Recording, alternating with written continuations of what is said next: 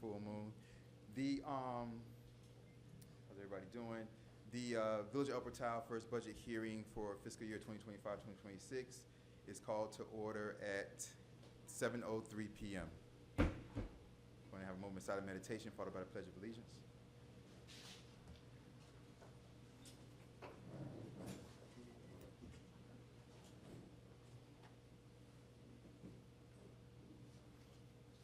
Pledge allegiance to the flag of the United States of America, to the republic for which it stands, one nation, under God, indivisible, with liberty and justice for all. Thank you very much, Madam Clerk. May I please have roll call, please? Roll call. Mayor Nickerson. Here. Vice Mayor Martin, present. Councilperson Earlbaum. Present. Councilperson Lightfoot Ward. Present. Councilperson Winters. Present. Also present for the record, Christy Alou, Village Manager, Janice Jacoby, Village Clerk, Joseph Geller, Village Attorney, and CFO Telvin Phil. You have a quorum. Thank you very much. Appreciate that. Do I have approval of the agenda? Moved by Councilperson Lightfoot Ward. Do I have a second? Second. Second by Vice Mayor Martin. All in favor say aye. Aye. Opposed say nay. Hearing none. Anyone for good and welfare? We're going to go, you guys are going to have a chance to speak on the budget anyway, and the budget's the only agenda item. But if there's any other good and welfare about the budget, you can come to say it now, but you guys will all get a chance to speak during the budget. Seeing none. Agenda item number 1, Attorney Geller, if you want to read that into the record, please. Yes, sir. Item E1, resolution number 2025-28, tentative adoption of millage rate, fiscal year 2025-26, a resolution of the mayor and village council of the Village of El Portal, Florida, Miami-Dade County, adopting and improving the tentative millage rate for fiscal year 2025-26, providing for incorporation of recitals, providing for an effective date. Okay, thank you very much. Any questions or comments from the council? Hearing, seeing none. This is about millage rate. Any questions or comments from the audience?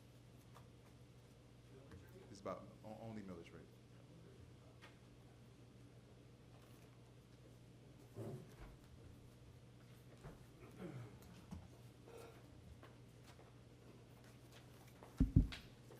Thank you. Greg Steer, 120 Northwest 86th Street. So the millage rate, it's 8.3. It's the third highest out of 34 municipalities in Dade County. It's basically, for those who don't know, it's the percentage of your county property tax bill that goes to the village. Now, the council will tell you that it hasn't been raised, that they're very proud of the fact that it hasn't been raised. But that is a half-truth. The whole truth is that they have the ability to raise it and to lower it, which they haven't done in 13 years. We pay the village $3.3 million. It's gone up 33% over last year. It's over $750,000 more than last year. So the council tonight has the opportunity, historic opportunity, to lower the millage rate, give the residents some tax relief for the first time in 13 years. The rollback rate, I believe, is 7.8, which is revenue neutral, which means they won't take a hit from what they raised last year. And it can be done and should be done. Miami Shores has managed to lower their millage rate every year for the last 10 years in a row. I can almost guarantee that's not going to happen, though. Thank you. Thank you. Anybody else for millage rate? Hearing, seeing none. Back to the council. Any last questions or comments to the millage rate, or do I have a motion? I'd like to ask a question. Maybe the accountant can answer this. Of the taxes that our citizens pay, what percentage goes to Miami-Dade County?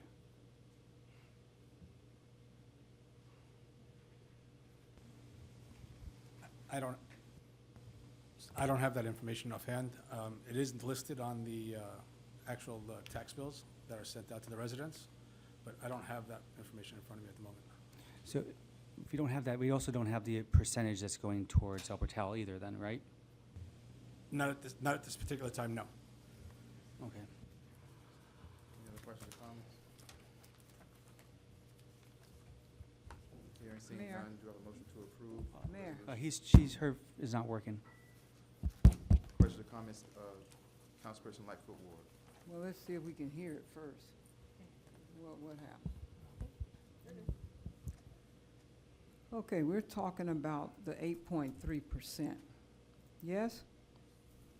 And we're Yes. talking about it because we haven't gotten anything in 10 years, or we keep making it higher and higher every year. What's the drag on this? We've never raised the millage rate, but property values have increased. You had to raise the millage rate. We've never raised the millage rate. We've never raised the millage rate. And what else brought it along, Mayor, since you know more than I do? What else went on? 8.3?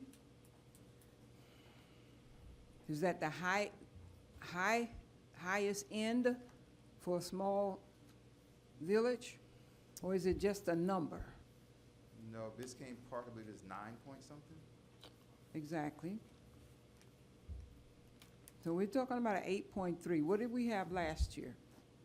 8.3, Okay, we had 8.3. What we have the year before? 8.3. My point in particular.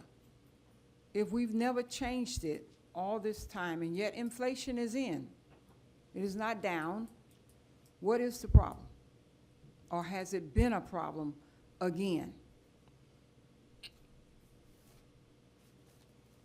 No answer. Do you want me to answer that? No, it's council talking. Anybody that want to talk, then we give it to the audience according to the mayor.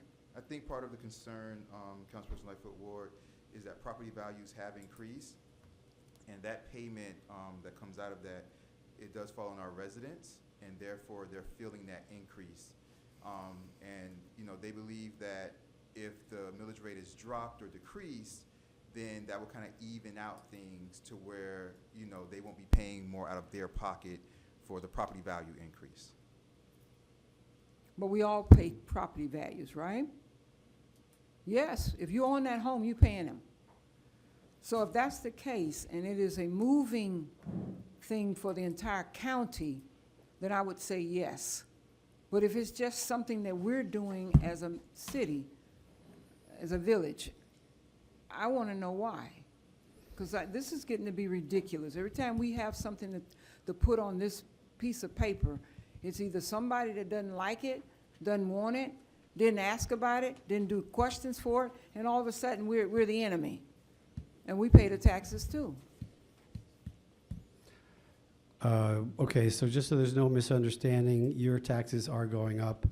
The council says they haven't raised the taxes, but the fact is, by doing nothing, they've allowed your taxes to go up. So the county assesses property values.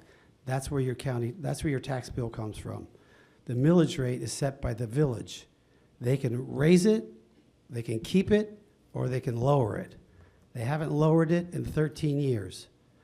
Your taxes are going to go up 33% over last year.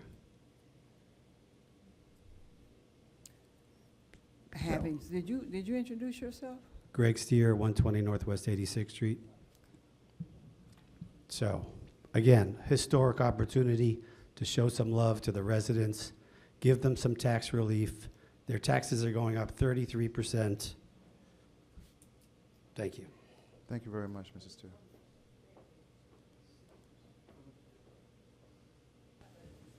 I'm sorry, I was able to do some research and get you the answer on the millage rate. The 8.3 millage rate represents 35% of the total tax that is paid by the resident. The other portion is allocated to the county, the school, and the special district. So the number is 35.56% to be exact. Thank you so much. So if the actual millage rate affects both ourselves and the county, am I correct, or is it only affecting ourselves? I'm sorry, say again? The millage rate is only affecting El Portal, not the county rate, correct? That is correct. So even if we lowered the millage rate today, we only have a 35%. If we lowered the rate of a few percentage, it would only drop it 1% or something. I mean, we're talking about smaller numbers. Small number, sounds about right, yes, correct. How would our budget be affected that you've been creating Hold on, I for? can't hear you. I'll wait for the train.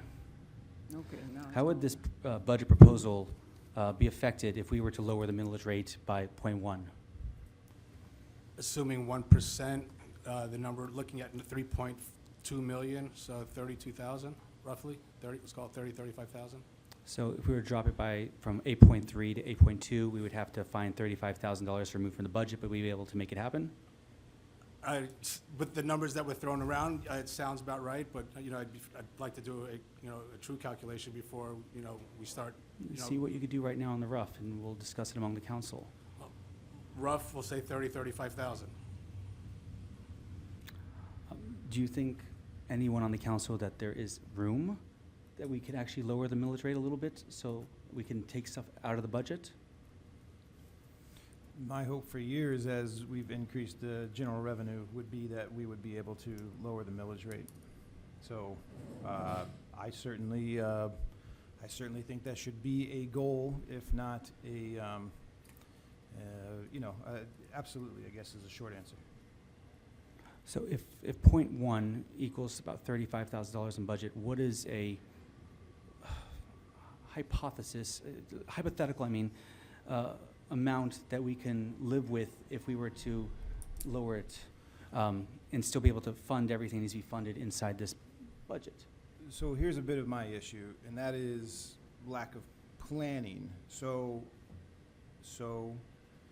I have a feeling that as we hit October and we get into meetings in earnest for this year, for the next fiscal year, I believe there is a demand from the residents. I think there is a need on the council for something like a finance committee to properly form and come together. I think that part of the pain of this year's budget so far has been the fact that we did not have a finance committee that essentially parsed out a lot of these details ahead of time. We would have had resident feedback already, and then we would have been able to present to the council with the CFO a cohesive plan, right? So I think the plan should be to establish a target of where the millage rate should be, that it would then be able to kind of remain there in that, like, where do we want the millage rate to be? Where should it be? I think the consensus certainly among the residents is that it's too high. It is high. And then within the village, it's nice to have additional funds, but at the same time, I'm a homeowner too, and so you're gonna find me on the side of lowering taxes as well. And so, but I don't know that we have, this has not been discussed of long-term effects. We have not had the CFO present anything to us. We, as a council, don't have a plan of where we're trying to get to. My goal ultimately would be whatever the rollback rate of 7.8. For me, I'm like, in 5 years, we need to be at 7.8.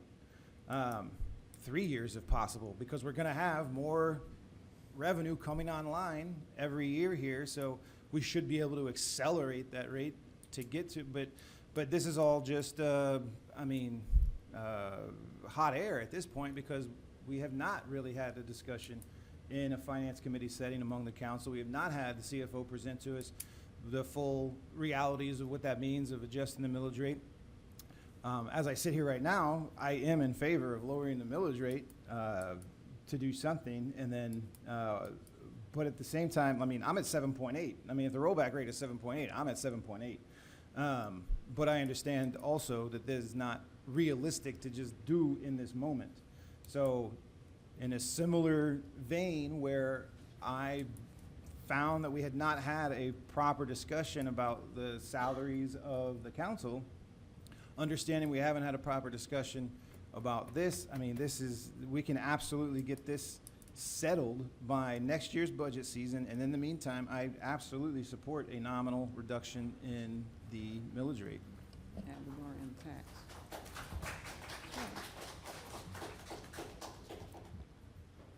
Councilperson Erlbaum, do you have a suggestion about the target that you would want tonight? Yeah, so, I would like to do at least down to 8.1, if not 8.0. If it's 30 to 35,000, The number's closer to 47,000. Then I would, okay. If So for I what- would, To I would reduce still- it 1.1%, 0.1 Gotcha. is 47,000 roughly. Okay, thank you, thank you. So I would be in favor of 8.1, dropping it by 0.2. So we would have to find about 90-something thousand dollars in the budget that we can free up because we're not going to be bringing that in anymore, which I'm in favor of Yeah, doing. but 3 weeks ago, we were gonna find 350,000, so, I mean, this is a third of what we were proposing just a few weeks ago. Mm-hmm. And there's a whole lot of other things our citizens need as well, including communication, because a lot of them are complaining they're not getting stuff, so we need to have better text or apps or something that allows them to hear stuff. So there's a lot of need for money to be spent, but also there's possibilities that we can save it. I'm just wondering if anyone has anything off the top of their head that we can roll back a little bit on spending on one item maybe? Two? Well, the short answer is the surplus is basically gonna be affected. That is the short answer. The long answer is that, I mean, you just pull, $100 from every single line item to start, and then see what you're left with.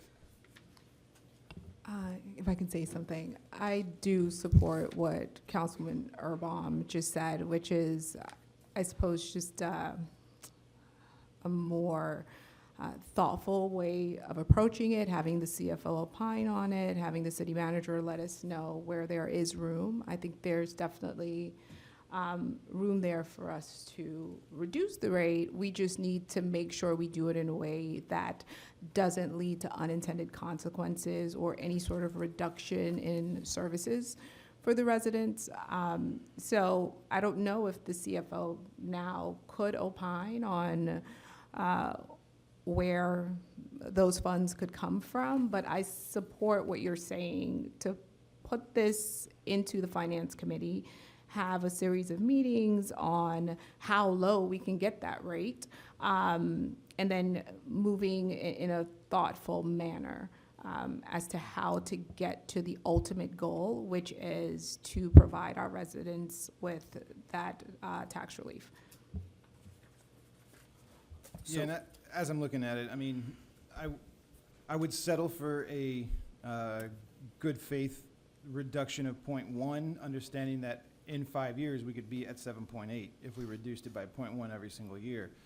I feel that we have enough coming online that we could probably accelerate that, though.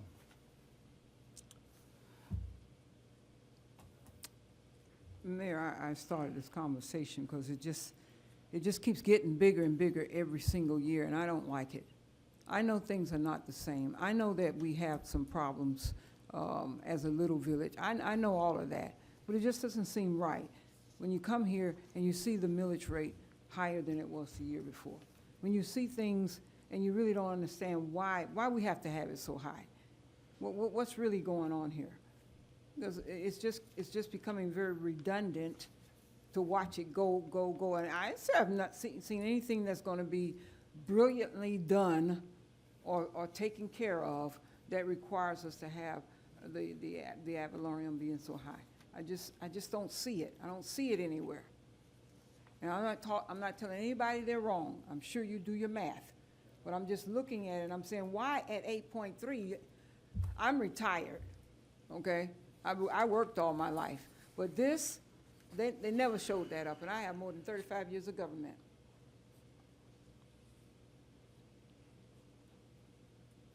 Mayor, you're on, I'm through. I'm seeing a few places that we could take it out 2,000 to 5,000 and different line items that they've increased exponentially.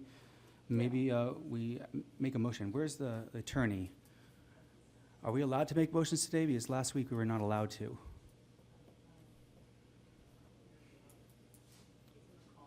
He's on a call. Well, this right here, Councilperson Winters, it's an agenda item, so you're allowed to make a motion tonight Yeah. Okay. on this, because But it's it's not- already an agenda item. It's not an actual meeting, though. It's, It's a hearing, but since this is an agenda item that's on the agenda, you can make a motion for this tonight. To reduce it? so I'd like to make a motion then to reduce the millage rate by 0.1. I will second. We have a motion, we have a second to reduce it to, what would that be, 8.2? Yes. Okay. We have a motion. Do we have a second? Do we have any more discussion before I ask for a vote? Yes. Okay. Councilperson? Why just one? Why just one? One little, why? Why go down to 8.2?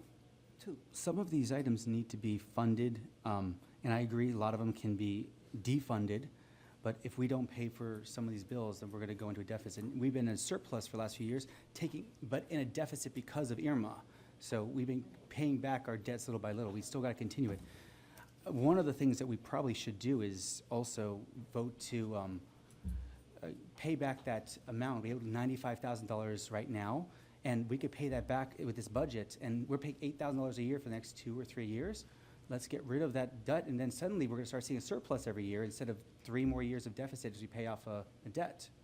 But that's also almost $10,000 that we need to find somewhere. So if we start reducing the amount that comes in, we're not gonna be able to pay that off, and then we're gonna keep paying interest. So, Mayor, we're talking this thing through, because every time I come, every time we have a budget, and I haven't been off the council, it's always going up higher. And I'm sitting here and I'm thinking, what's bringing that on? I'm not getting no sidewalks, I'm not getting my streets done, I'm not doing a lot of stuff on my block. And everybody knows where I live if you know where I live. And it just doesn't seem like every year it's going up. That doesn't seem like that's academically the way it should be. And just because we're small don't mean we have to look big.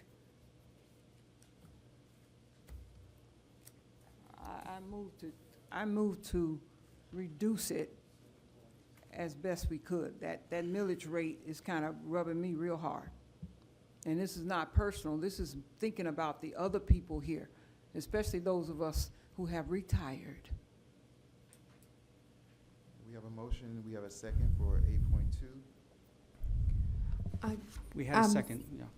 I'm sorry to just throw that in there, but in light of this, could we get the CFO and city manager's comments on just the feasibility of Lord. reducing the budget in this way, or any areas they might suggest us looking first Yeah. as we aim to reduce that amount? And additionally, one other question to consider, understanding that the end of the fiscal year is fast approaching, the end of this month. Are there any legal prohibitions, basically? Like, where are we at with the trim notice in terms of timing? Are we able to lower the millage rate right now legally, or is the trim notice already set? So, for a legal question.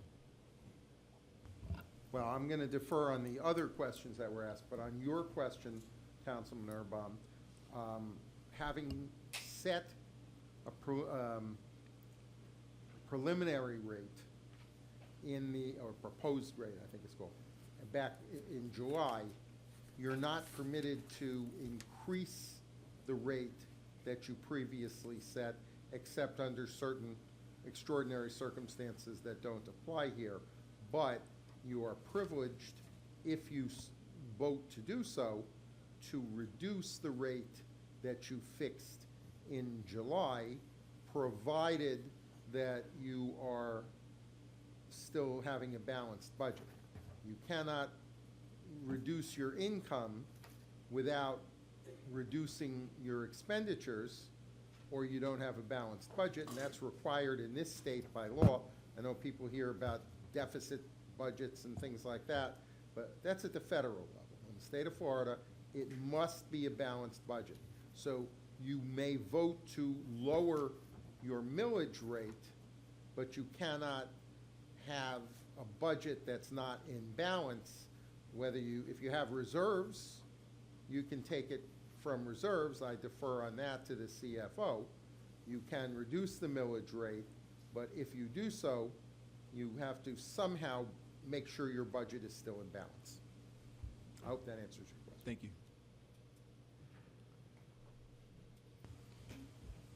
Good evening. As it relates to, I guess, feasibility, I stand where I mentioned last week at the budget hearing. We do expect a surplus for the current fiscal year. right? So we do anticipate revenues to exceed expenses for 2025.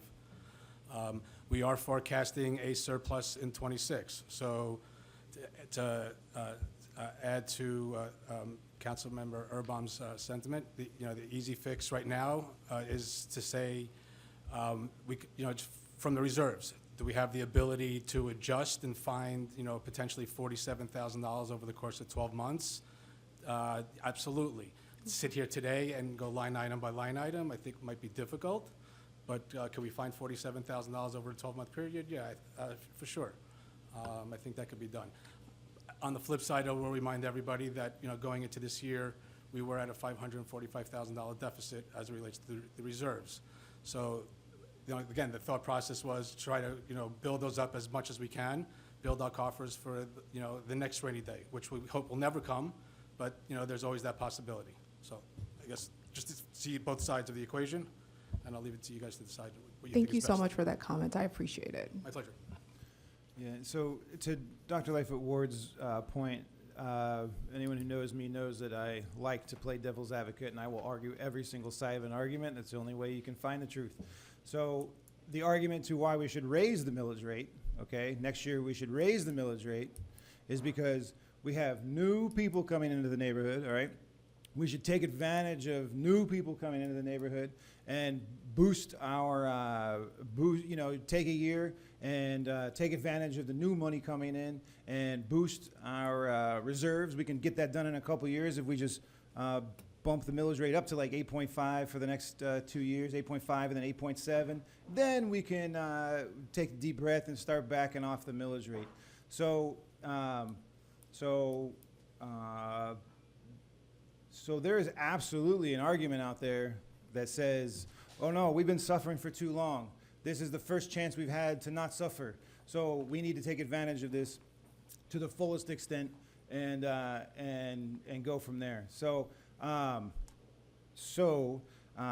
while I would be in favor of a 0.2 reduction, without a plan, there's a lack of planning from us here on the council, and so in a few different ways. And so this answer should already be answered. We should already be going to, hey, this is what we've discussed throughout the year, and this is what our plan is. So in this moment, I think that a good faith reduction of 0.1 is something that we certainly have the capacity to absorb. That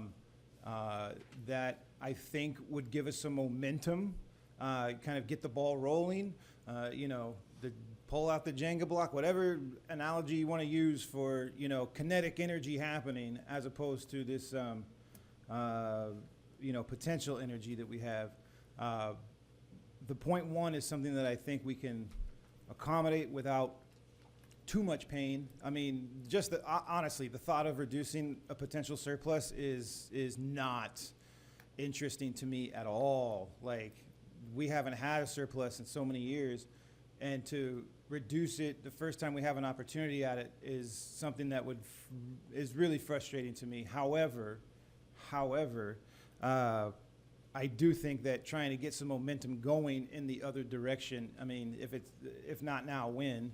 And so that's why I seconded essentially for 0.1 instead of holding out for 0.2. But careful what you wish for and all of that. And then if anybody needs an argument made for why we should raise it, I'll help you find that argument. I'm not going to help you defend it, but I'll help you find it. Because I promise you, there are people out there who would be like, what are you guys doing? You should raise it incrementally until you're at your revenue level where you want to be, and then you start adjusting from there. Because the truth is, even with a budget of 5.6 projected for next year, I mean, there's still plenty of projects that we need, 2x of next year's budget to accomplish.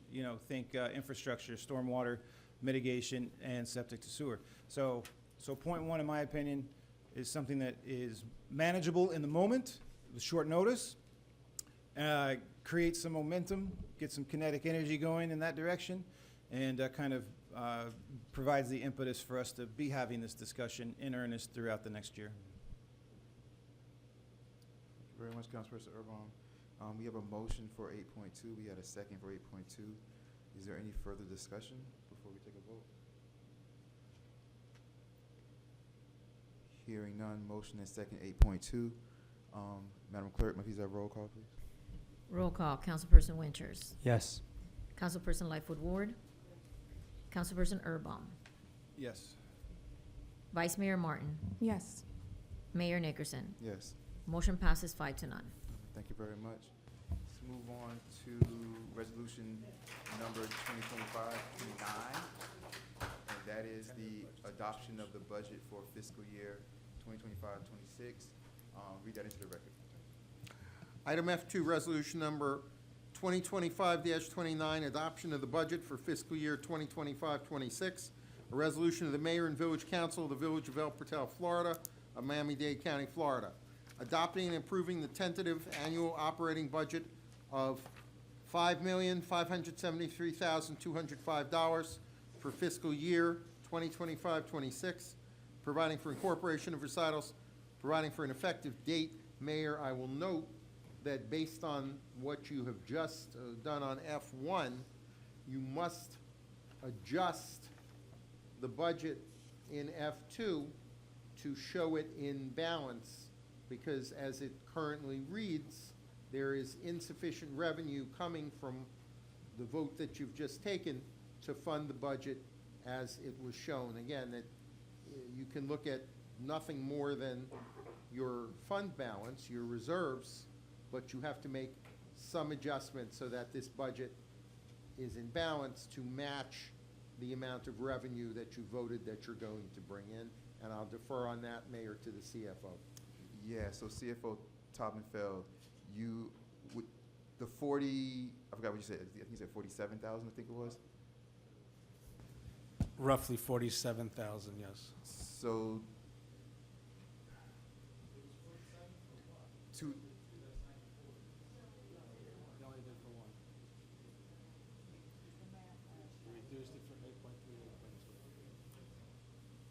yes, so to balance the budget, don't we need to know exactly and not a rough amount? Don't we need to know exactly so we can take exactly that away from the budget? That is correct. I mean, again, I wasn't expecting this to go this route, so, you know, so if you Madam- give me 5 minutes, I can come up with the exact number, so. Okay. All right, go ahead. We'll recess for, Mayor, Before, what, if I Go can. ahead, go ahead, go ahead.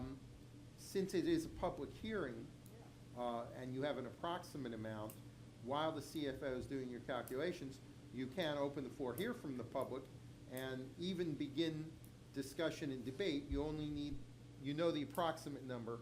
Before you vote, you must have the precise number, but the CFO will have that shortly. But you can proceed with the public hearing and even with discussion on the dais, as long as you have that number before you take the actual vote. Okay. All right, so this is what we're gonna do, you guys. You guys know I always go above and beyond my 3 minutes for you. But last time we started at 6:30, we didn't leave until 12:30. So this is what we're gonna do. I'm gonna double it for you all. This is how we're gonna do it. I'll give you guys 6 minutes total, but I'm not capping how many times you can come up. I'll keep count. So, for example, if you want to get up and your first time up, you want to speak for 2 minutes, you have 4 minutes left. If you want to get up the second time and speak because you want to rebuttal and you want to speak for a minute, you have 3 minutes left. Okay? I'm doubling your time. All right? And we're going to do it like that, but I'm not capping the amount of time you guys have to stand up and speak. Mr. Mayor, I'd like to add some thoughts Go to ahead. this budget. There's a few things that I'd like to propose in the next few months, and I do not see the space in the budget for it. So I want to let it out of the cage now. I would like a way that the government is more transparent with the people here in El Portal, and they have more information that's coming to them at a light speed like everyone else in the world on the internet. I want to propose we do an app. So I would want to do this as basically a resolution in a coming meeting where we can have an application where people can download their Androids or their Apple phones. They'll see meetings that have happened, they'll see notes, they'll see what's coming up, they'll see events that are happening here.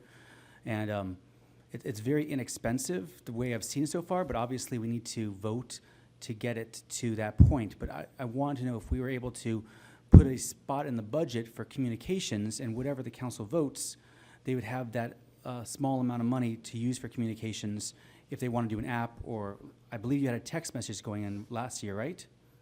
Yeah, I put in for a text message program last year, so the resolution for that is passed. The reason why it wasn't implemented yet is because the company that we chose for the text message program, they were just swallowed by a larger company. So, but it's still there and the company still exists. But where is it in the So we have that, budget? so we can combine the text message program that already passed through resolution, and if you want to, we can combine that with the app program, and we can come out with another resolution to add the app if you wish. That's wonderful, but I could not find that text message program in our budget. Does anyone know where it is? Yeah, well, it was done through resolution. I'm not sure. It was ARPA funds. Okay, but I know the resolution's still there though, and it was still passed, so it's still officially alive. Therefore, since that still exists, what we could do is, in a resolution, we can either combine or we can add them. I do have the resolution information. I can look it up and find all the information for it. Of course, that's where I was going to get to, is combining them, but I just still, does anyone know where in the budget that is going to be taken care of? So from what the manager just said was, those funds were utilized for something else?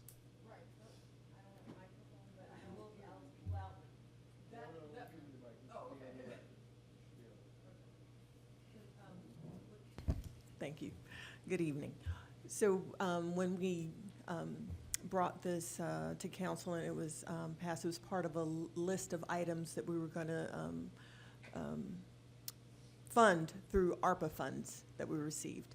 And through the course of the years to spend these funds, these estimates that we presented, we didn't have actual contracts. So we utilized the funds for the other ARPA spending, but we don't have a fund where that would be because it was all a part of a list of items that were going to be paid through those ARPA funds. We ended up using it for another item on the list when we didn't pursue the text messaging.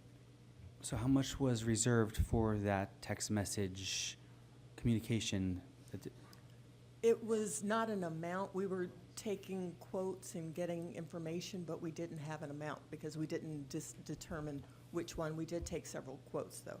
And I'll have to look over my notes from back then to see what the estimate was about that. So if you'll, give me a day, I can find those and see what we had put aside. But that fund isn't there now, but we would have to find it. Yeah, I'll look for it also, Madam Manager. We did end up picking one of the companies though, so I have those notes.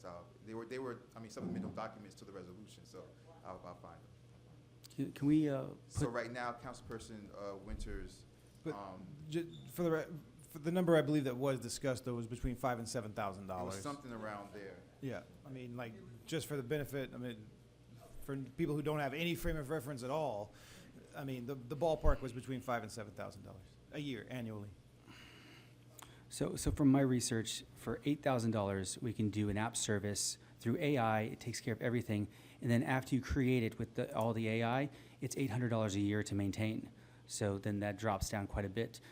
Can we put it in a resolution for another meeting so we can discuss this and possibly pass it? We have one in the end of, right before Rosh Hashanah, right? On a Monday, a meeting? We have a meeting on the 22nd, Tuesday the 22nd. Is it 23rd, Tuesday the 23rd? 23rd. Tuesday the 23rd. Tuesday, the 23rd is Rosh Hashanah. So we're doing it on that day? Okay.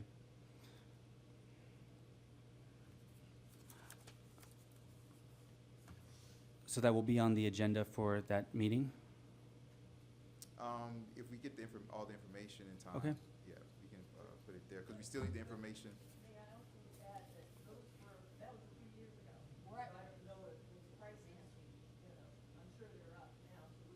I'll update them here. Well, my prices are current, so they're pretty similar. No, I Yeah. know, but the ones we had collected, so we'll research and then we'll, take whatever research you have and we can maybe combine them like Mayor Yeah, Dickerson stated. just want to bring it before the council. Something else I wanted to discuss was, we learned last week that we have only, is it $95,000 left on our loan from Irma? I would like to discuss if we could pay it off and stop paying interest the next few years. What are the possibilities of that happening? But we can discuss it. There are pros and cons, so we can certainly discuss it.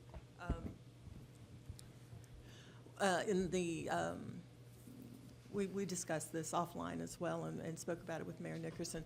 There is the possibility of paying that off, and as you know, it's a little bit over $90,000 that remains owing on this loan. We were thinking that the interest that we're paying on this is about $4,000 annually.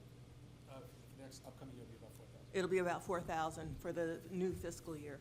And just in terms of having money working for us, we thought it better to continue to pay on that and then utilize that 90 within our reserve funds. But, we could pay it off as well. So there's a benefit to it, or, and it can be working for us in case of an emergency or in case something happens. We have that money there. Well, for second reading. I'd love to hear the council and the accountant's thoughts on paying it off, whatever everyone thinks. I would just add to what the manager stated, that if given direction from the council, I would just have to see, as mentioned previously, what if any prepayment clauses, penalties that may be in the current note that we have with the lender. Mayor? At this time, thanks to to CFO Taubenfeld, let me read into the record the revised language of the item F2. It now reads, a resolution of the Mayor and Village Council of the Village of El Portal, Florida, of Miami-Dade County, Florida, adopting and approving the tentative annual operating budget of, this is the new number, $5,534,065 for fiscal year 2025-26, providing for incorporation of recitals, providing for an effective date. The CFO has calculated that, and 73, it's about a $39,000, more or less, reduction, but the exact amount that now reads the amount of the tentative budget, which has to be confirmed at final hearing, $5,534,065. Thank you, CFO Tubman. Thank you very much. Any questions or further comments about the loan? That was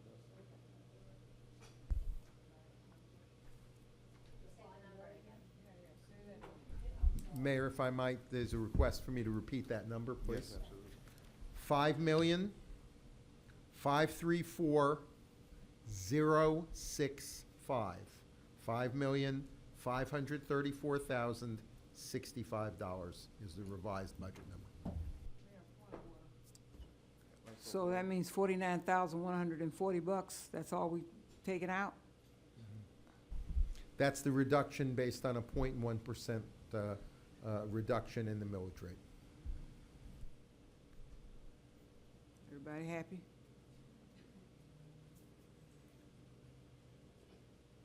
Any questions or comments about the loan that was brought up? Any thoughts about the loan, or? Just that would be another thing for like something like a finance committee to understand what the, cost, like if there are prepaid penalties, then it absolutely, depending on what those penalties are, it absolutely makes more sense just to, pay off the loan over the time prescribed. So I don't know that we're gonna get an answer, specifically on that tonight, or have time to parse out what we should do about that answer. But this definitely sounds like something for a finance committee to discuss in October. I second that sentiment. I don't think it's a question for tonight, but an interesting question to mull over. What I find interesting is last week we had a very intelligent banker over here who told us that banks fight for us, and some of these things that we're doing, we're forced to use certain banks, was because of this loan. If we were suddenly removed from this loan, other parts of this budget can be changed and better for us, because apparently it wasn't as good as it could have been because of that loan. So we actually have, over the years, basically shopped for banks. Understand that when this loan was initially taken out, the council, I was not on the council at the time, but the council at the time requested a loan of 1.5 million, okay? The argument made at the night of that meeting was, well, we can't get reimbursed if we haven't paid anybody. And so the village took out a loan to pay somebody, and then spent the next few years trying to get some of it back. And so in that, realized the initial bank we reached out to said, no, your credit isn't good enough. We're not giving you 1.5. You can have 1.25. And that I can tell you because I watched that full meeting. As I came onto the council, I started watching meetings to figure out what's going on. And so understand that there was a request from the village for 1.5. The bank said, no, you can have 1.25, okay? And that denial continued as we switched banks, essentially. So this deal that we have now was the very best deal that we could get at the time. Now, if we're going to have a surplus this year, we would be more attractive to a bank. The loan is smaller. That's not necessarily more attractive to the bank. And so, I mean, that again is something that needs to be parsed out. Of course, at all times, we should be shopping for better rates, better banks. But I do want to let everybody know that an extensive process from the very beginning was put out to try and find a bank that would be the friendliest to us. So it's an ongoing process for sure. Your point well taken, Councilman Erbaum. I also definitely loved the comment that we received at the last budget workshop. I would just want a bit more specificity. Our CFO is able to tell us, according to the terms that we signed, if there's a prepayment penalty and what the ramifications of that means. So I just want there to be specificity. I also would like some clarification from the CFO as to whether or not we vetted these numbers or had a finance committee meeting in the next couple of months and gave you the instruction then, after seeing the particularities of our agreement, could we then say, hey, we opt to pay this lump sum off as opposed to continuing through the term of the remainder of the loan? Is there any urgency to do this tonight is basically the question. It's not about urgency, but we just lowered the millage rate, and we have bank service fees on here. Would these bank service fees change if we suddenly paid off the loan? Could you answer my question, please, CFO, and then he'll get to yours for sure. There's no sense of urgency to answer this tonight. I mean, but the budget that's being presented shows a surplus, so there are funds available available in the budget to make that decision down the road. So to answer your question, as Thank far you. as the other question, those fees that you see there are related to day-to-day service fees. It has nothing to do with the actual loan. Can it be better at another bank? Possibly, but that's to process checks, process the deposits. We have mobile banking, so we deposit everything in-house, so there are additional fees for doing that. Can we save a few dollars? Possibly, but again, in totality, I'm not sure how much. You just said it's not loan related, but you said we also can't change banks while we have this loan, isn't that correct? That is correct. So the loan is impacting these fees because we can only use that bank while we have this loan open. There will be fees associated with whatever bank we utilize, whether it be the current bank or any other bank. What the differential on those fees would be, I don't know. I can't tell. I can't be specific and answer you. I also need to respond to that, just to clarify, Councilperson Winters. We can't change banks while we have an outstanding loan with this bank that is tied to keeping our accounts there. We could pay it off, and then we could change banks, or we could refinance it with a different bank. And we could keep the loan outstanding if we found a bank that would extend that amount of credit. So we don't have to pay it in full in order to switch banks, but we would have to find a bank that would be willing to give us that amount of credit on some terms that we found acceptable, and also any other negotiation that might take place. Whether there's any savings or additional consideration from some bank that might compete with us, compete for our business, is speculative. It would probably involve some work. It doesn't just happen. You have to solicit, you have to review, but it is not the case that we have to reduce our indebtedness to zero.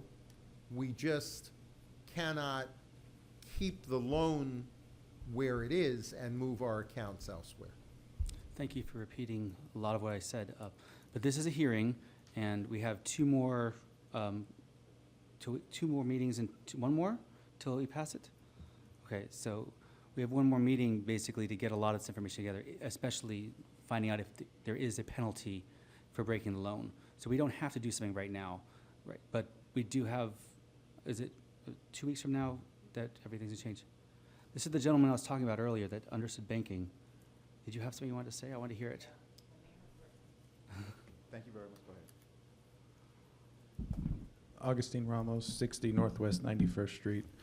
I can't speak to what the profile looked like when the loan was gotten, but if the loan was 1.5 and it is now 100,000, that's a very small percentage of what it once was.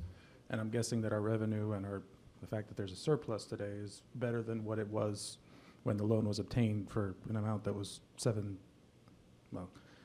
12 times higher than it is today. So probably, I can't guarantee it because that's not possible, but the probability of getting it approved to refinance is high. Profile sounds like it's better than it was. Just a suggestion. I don't know anything about the terms of the loan. Just wanted to put that out there, but it was a thought. Question that I have is, if the loan is paid out of cash, that would obviously satisfy the ability to move banks, but would that then mean that there's another $95,000 that has to be taken out of the budget, in addition to the 40 or so that was just taken out? And then as far as fees associated with banks, again, can't guarantee anything, but as I was mentioning to the mayor before the meeting started, banks do compete significantly, and I understand perhaps back when the loan was originally obtained, different time, different circumstances, much smaller loan, much better budget, bigger tax base, probably a demographic that a bank would look to do a lot of business with in terms of consumer lending, commercial lending, obtaining wealth relationships from the individual residents. The fees are small potatoes for banks compared to talking to potential clients that live in the village. As far as the work that might be needed, I'm willing to give suggestions. Wouldn't do anything more. Provide opinions. The only bank that I would not recommend is my own, but any other one, there's plenty of banks that don't need me for that. There's lots of banks in Miami. So that's all. Thank you. Thank you very much.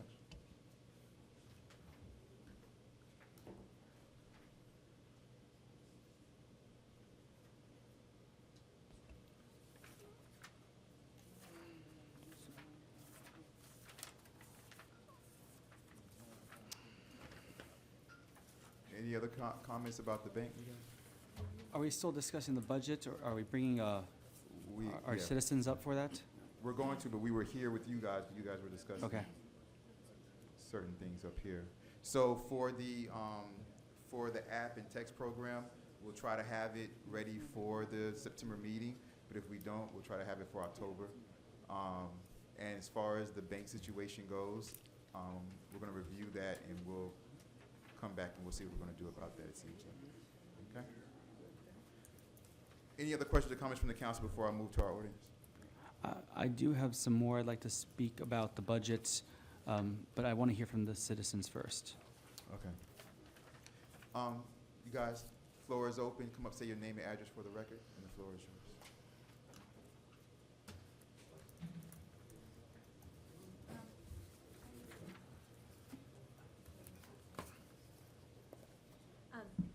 Hi, everyone. My name is Laura Benj. I'm at 488 Northeast 90th Street.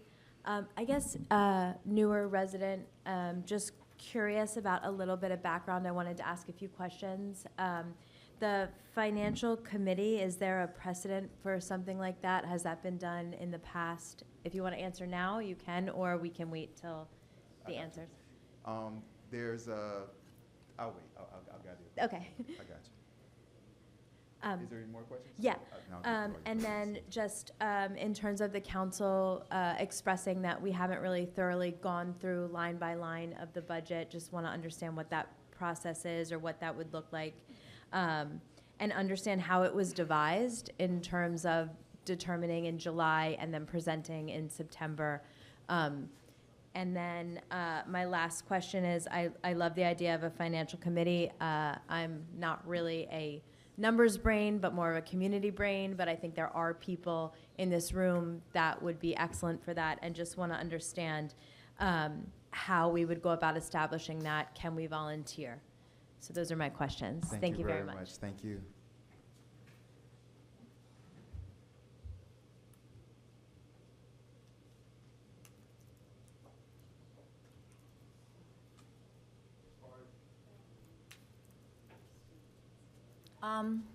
Alexandra Baza, 120 Northwest 36th Street.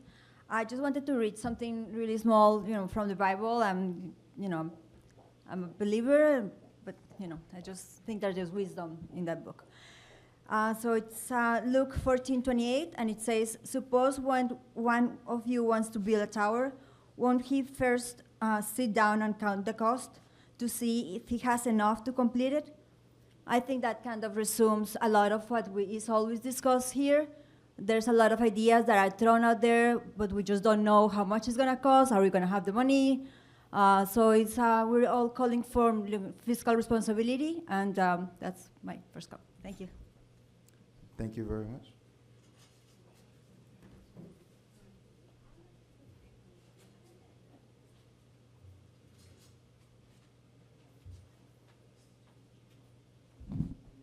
Are you implying that I'm short? No, it's just that I saw her going like this, and I'm like, okay.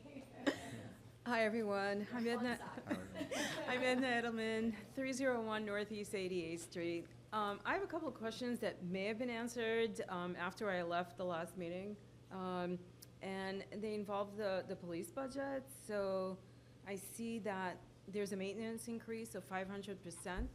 Just wondering what that includes. And machinery and equipment are going up from 85,000 to 145,000, so that's a 70% increase. Maybe we can have an answer on what that is and what it includes. Thank you. Thank you.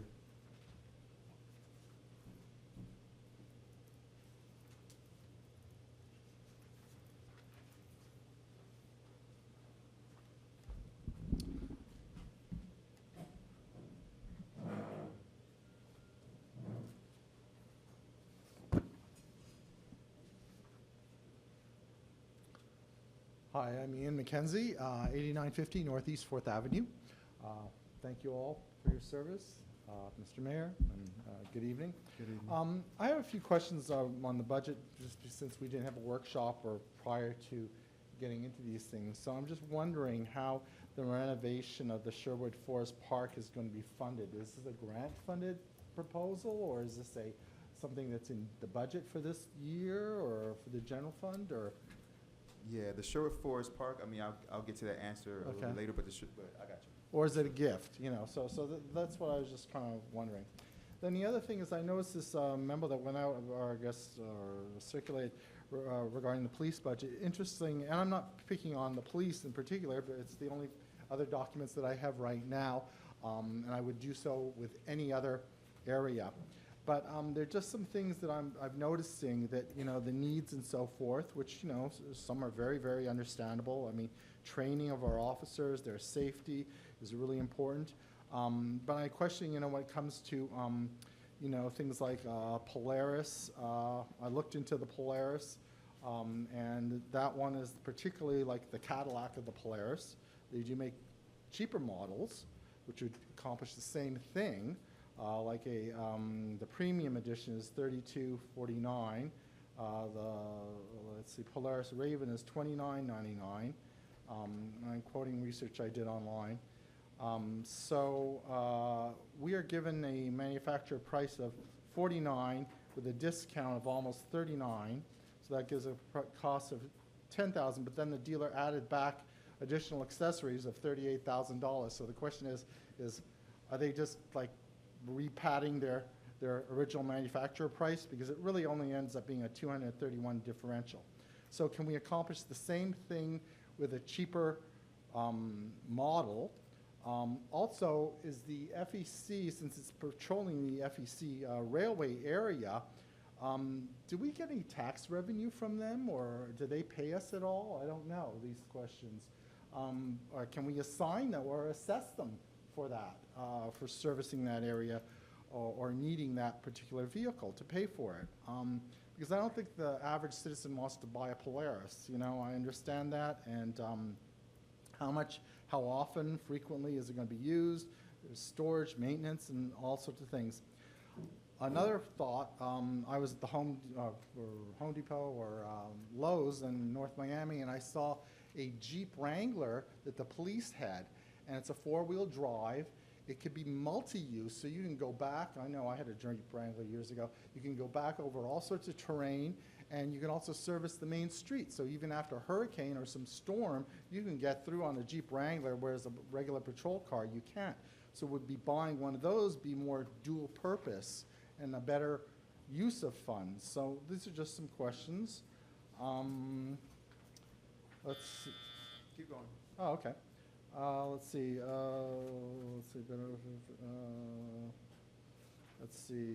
The rifles. I understand.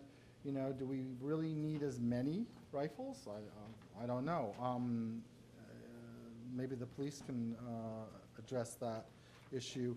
And then the new cars. I guess, you know, they look pretty good compared to other police departments. So I don't know whether, you know, we really need to be buying all new ones. Maybe we could rotate one out every year or something like that. That way we have sort of a variance of depreciation going on.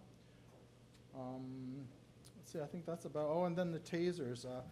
Does the current Taser 7s, do they stop working, or is there a problem with them? And that why we have to buy another $19,000 worth of Tasers 14?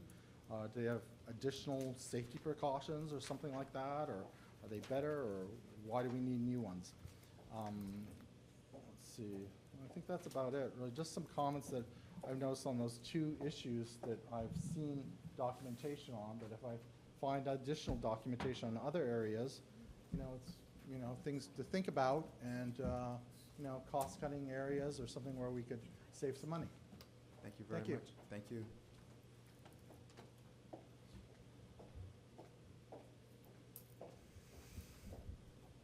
So if I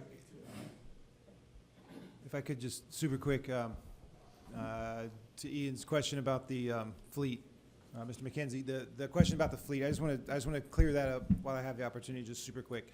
So years ago, we were experiencing degradation of the entire fleet. And so the solution that was arrived at was to enter an agreement, basically a leasing agreement.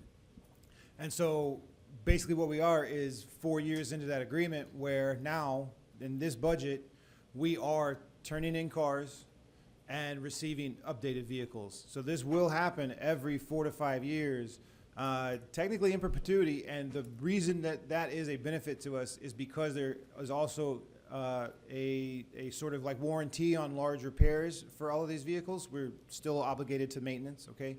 But as far as like large repairs, we have vehicles that essentially sit under warranty. In addition to that, there is their own cost of, you buy the vehicle, then you have to outfit it, just as was discussed with the Polaris, right? And so, so that's also part of this agreement. So the reason you see the balloon of the amount this year versus last year is because this year we're turning in vehicles and getting new vehicles back, and the chief will probably talk later when we talk about the police budget specifically, but essentially a lot of the funds, proceeds from us turning those vehicles in goes to paying the down payment of these new vehicles, which basically means really what we're obligated to is the monthly servicing of this lease plan. But the larger cost of the down payments for new vehicles is largely compensated for by the turning in of the old vehicles. So I do want to be just very clear about that, that the reason we have an updated fleet and we're getting new vehicles is because it's an affordable option for us in a small village to avoid having to go out of pocket just owning these vehicles outright. So it is essentially a leasing program, and this year comes due with turning some vehicles in and getting some updated, which is why, again, you see the increase in the budget this year versus last year. Thank you very much, Councilperson Urban. Mr. Alvarez. Hi, George Alvarez, 165 Northwest 88th Street. I want to thank everybody on the council tonight. You guys are showing some insightful and purposeful thinking. I think the way we have to get through some of these systematic questions and problems that we've seen in the past here in the village, however many years ago or not so long ago, can be looked at by some of the questions and suggestions that I heard from each and every one of you guys tonight. So thank you for that. A couple things that I wanted to ask about, and the mayor can either answer them now or hold off. How do the transfers from reserves work? I'm looking particularly at CITT revenue. It was stated last week that some of the revenue that we've gotten was revenue that was owed to us but not given to us at the time for a non-compliance issue or a non-audit type issue. So what were the totals of that reserve in? Second question, transfer in from reserves, 2 lines, which appears to be customary in the last few years of budgets as well. For CITT revenue, were these transfers in from reserves requested at $90,000 and at $250,000, which looked to be lined out from the revenue of CITT, which is $106,800, which is about what we would get per year. So where are those other reserves that are being transferred in from? Are they the general reserves, which had previously been the public benefit reserves from the Cavista building? Second question, bus shelters. How many bus shelters are being proposed to be built? I believe we only have 3 metro lines that touch El Pretel. 91st, no. Well, 88th is where I get on the bus, so. Oh, at Second Avenue. Yeah. Right. No. I was going to say Second Avenue, but then 91st. Okay. Yeah. So how many bus shelters? Does one bus shelter cost $75,000, or is that 75 bus shelters? So I'd like to know about that cost, because that seems excessive to me in as much as we are not exactly a transit hub. We may perhaps become in the future as things are built, but at this point, no. Seems like a great candidate to kick down the line, even if it must be addressed at another point. Secondly, or thirdly, should I say, I love the idea of a finance committee. I know that we have had committees in the past as regards all sorts of things, including finance. But I think that one is very key. The villages of Biscayne Park and Miami Shores are putting their budgets up, which are 200-plus page budgets up, at least a month in advance of the first public reading. We want to get more people asking good questions, asking the kind of systematic thinking questions, critical thinking questions, which I heard tonight. The public can join in that and take those questions that they see in a budget to a finance committee or to the council here. So I think we should make it a point, and perhaps if it's required to be done so legislatively, but to I'm not saying it has to be a month. We don't need to be binary about it, but something that would give people ample opportunity, those who are interested, as we know, of course, there are many who are not interested, but I think that would be a goal that reflects some of the fine and sharp thinking that I've heard tonight, and I hope that you'll consider it, perhaps even by a motion in the future. Thank you, guys. Appreciate it. Thank you very much, Ms. Alves.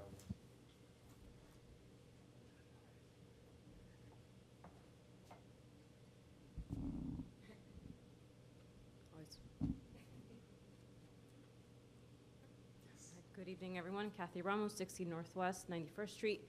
Quick question probably for the CFO. If there's any opportunity to perhaps put an addendum or footnotes in the budget alluding to all these special programs, so we're not asking the same questions over and over. Why is there an increase? That was a great note from Council President Ubam. It's around the leasing of the vehicles, but if we could put footnotes or explanations, especially around items that are going up or down drastically, I think that would be helpful for everyone so we know what is projected in that particular line item. Thank you very much, Mr. Ramos.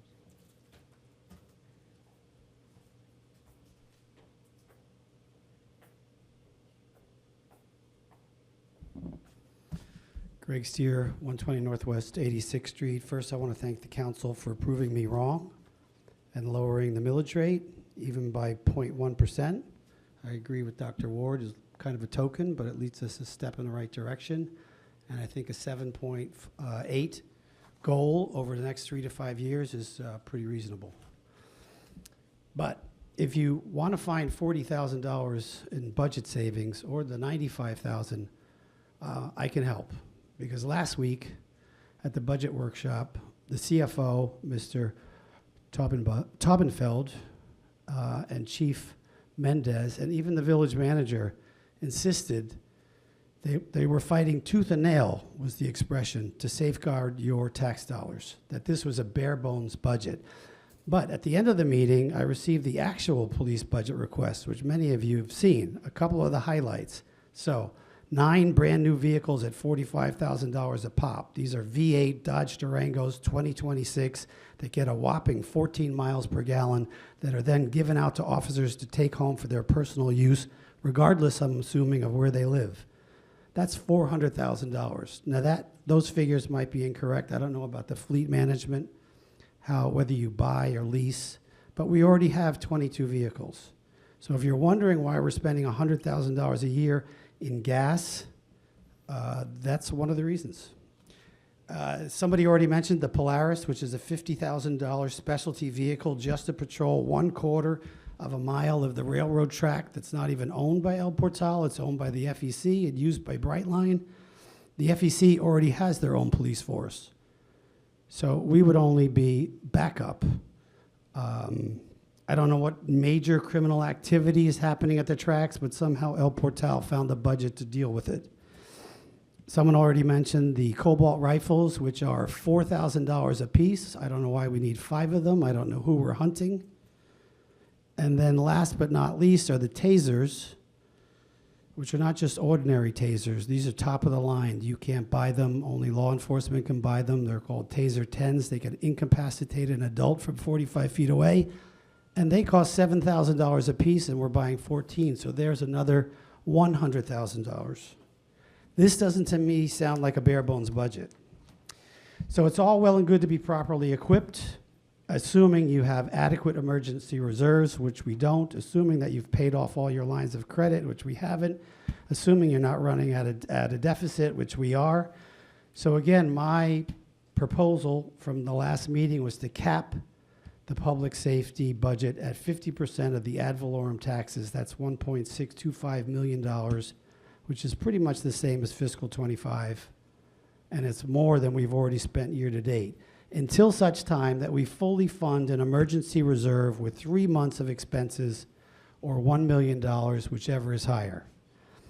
Also, I'd like to see the crime stats kept up to date. Residents should be able to see for themselves what's happening in the village as far as crime. That hasn't been up. There's a couple of years that are missing altogether, and it hasn't been updated for at least 3 months. That should be published every single month. Thirdly, I would review the recruitment program, especially this take-home vehicle policy, which I think is overly generous and very hard to quantify. There are other incentives like salary or paid time off that we could offer new recruits. And finally, I would take stock of the fleet inventory. Do we really need 27 or 28 vehicles for 13, 14 officers when only two officers are patrolling at any one time?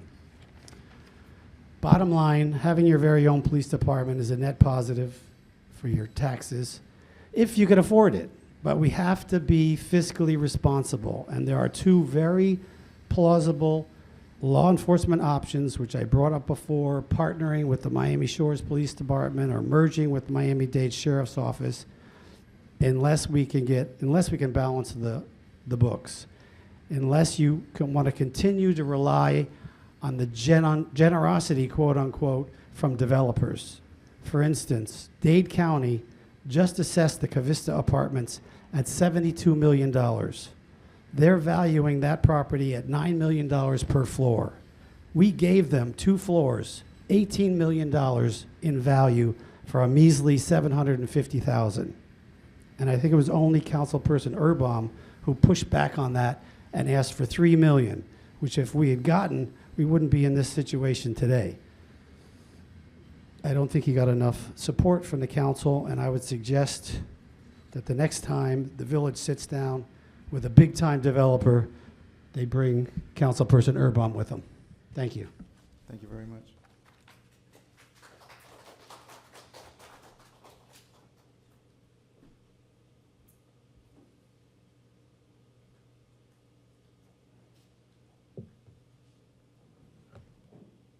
Velvet Connolly, 355 Northeast 87th Street. So I'm just wondering, in general, like as far as the Finance Committee, if either the agenda of the committee can be expanded, or we have like a subcommittee established where we have meetings that are solely focused on revenue generation for the village. When I came to the village, I've attended the Finance Committee meetings that they used to have, and they were always focused around expenses and what we need to spend on. But I've never come to a meeting where we talked about how can we bring in money and how do we generate revenue. So I'm just wondering if that can become something that we do at least once a year, preferably twice, where we open it up to the community to talk about how to bring money in and not just how to keep spending. Thank you.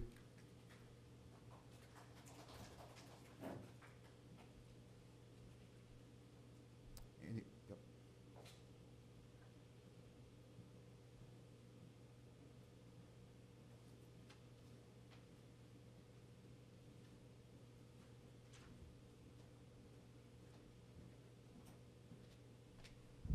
Good evening, Noel Pace, 206 Northwest 91st Street.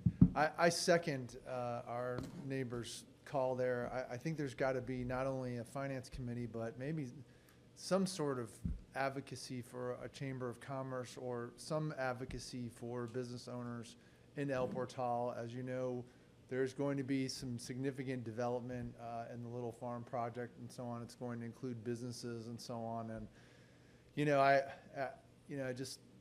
we just heard about the lack of revenue that's coming in from concessions that were made, and hey, that was the first revenue we've had probably in 20 years. So I mean, I know there may be some criticism of it, but at least we got some of it here.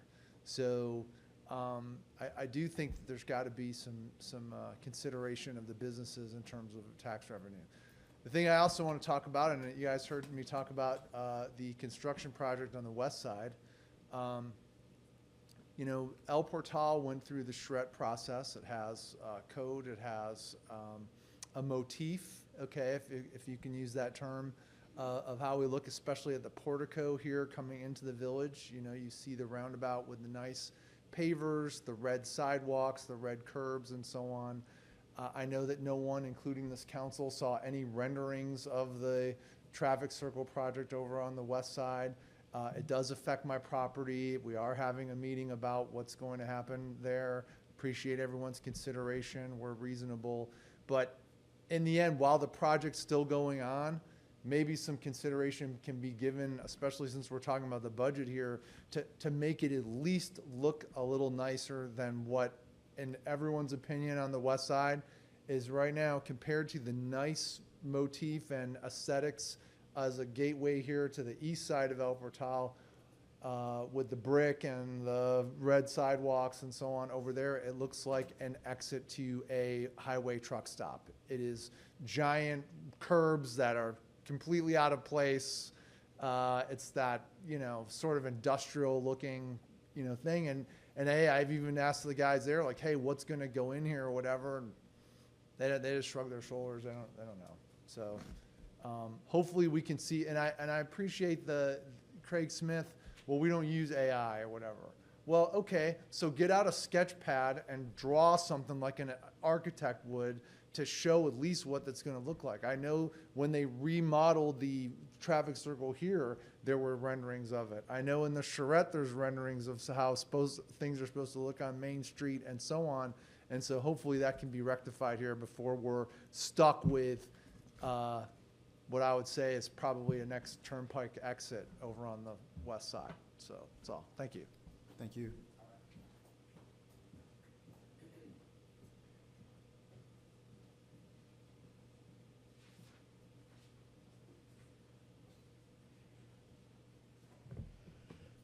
Good evening, Daniel Rojas, 60 Northeast 86th Street.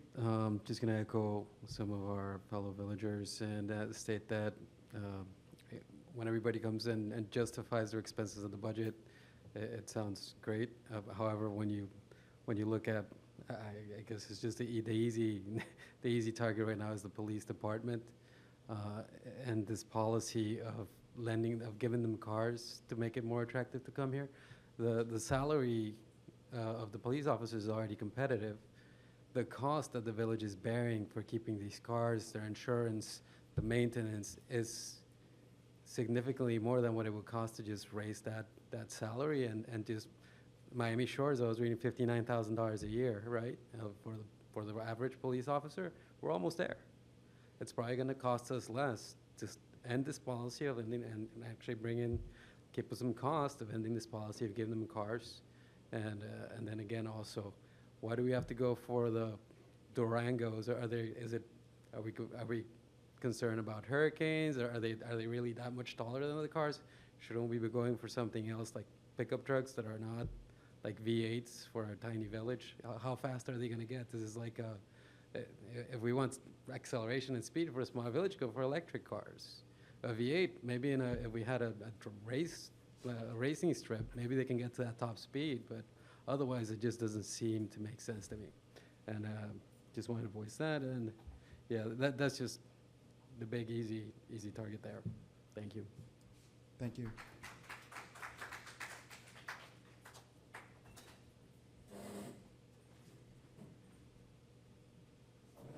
I just have one comment about the police department.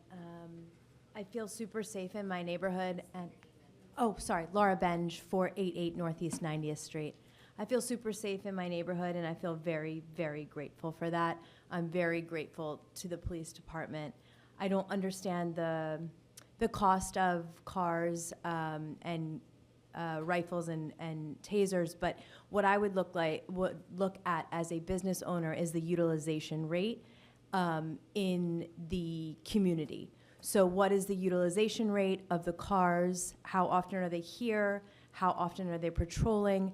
How often are they stopping people speeding on, I'm just going to say my street, 90th, but I know there are many other streets that we have. And I did see that there is a plan to increase the tickets for speeding. What is the utilization rate of the existing rifles and the existing tasers to really try to understand why we need more? And that would be my question on that. But again, very grateful for our police department. I think that they do an excellent job, and I feel very safe in my neighborhood. Thank you.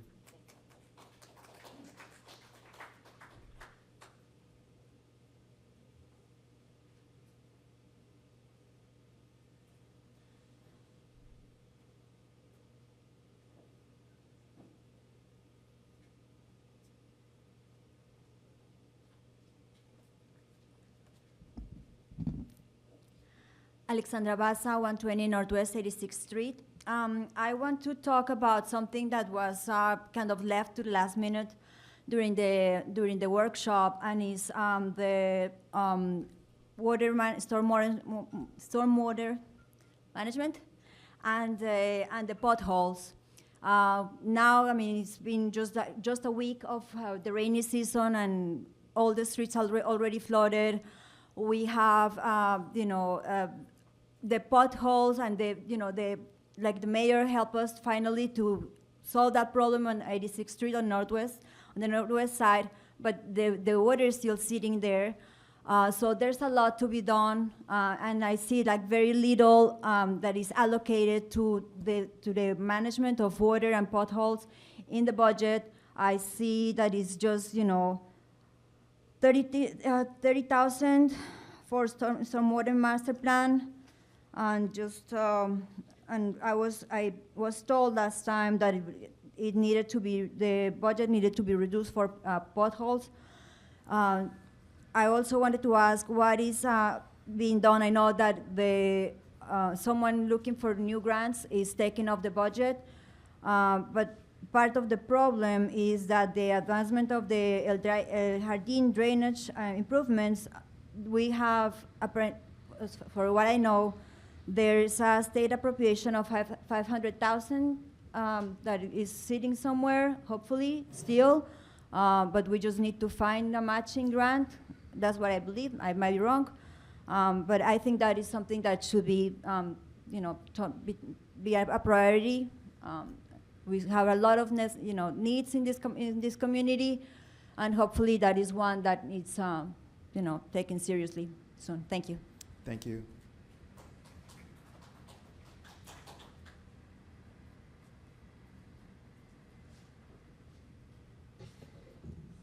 Velvet Connolly, 355 Northeast 87th Street. I just had a question. As I was looking at the budget that we went over last week, I just noticed that there was a change on this one, and I'm not sure if it was already explained.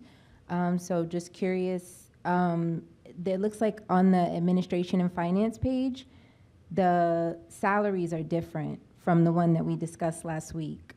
The executive salary, the regular salaries, there's an increase there that I'm not sure if that was explained. So just curious where that increase came from last week. Thank you very much. We'll get to that.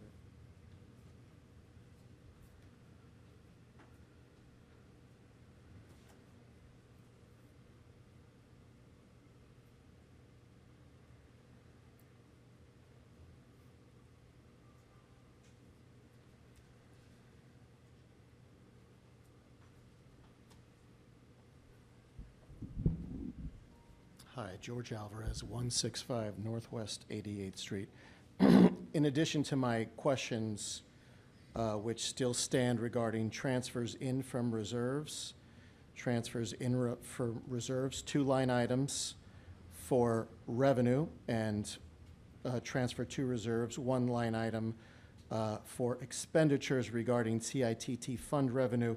There's also another line item, construction costs for the traffic circle that's near Horace Mann on 91st and 2nd Avenue. In the in the budget resolution as written, not in the resolution, I'm sorry, in the proposal as written on the meeting that came on July 22nd, $300,000 were supposed to come from FDOT. The balance of $255,000 and some change would come from our CITT money to use for transportation reasons. Now it is lined at $320,880. So did the costs of the Horace Mann or the near Horace Mann circle, did it go up by another $60-something thousand, $62,000? So I'd like to hear you guys or whomever discusses that, explain what happened with that. And also, there was a lot of conversation last week about allocations for non-discretionary funds, event planning, public affair, kind of meet and greets and things like that. In addition to the $10,000 that already exists in the budget and has existed for quite some time for the council's discretionary use, you guys penciled in another $20,000, which would be $30,000 divided by 5 of you. That's about $6,000 each if it were to go evenly as $6,000 each in addition to your salaries.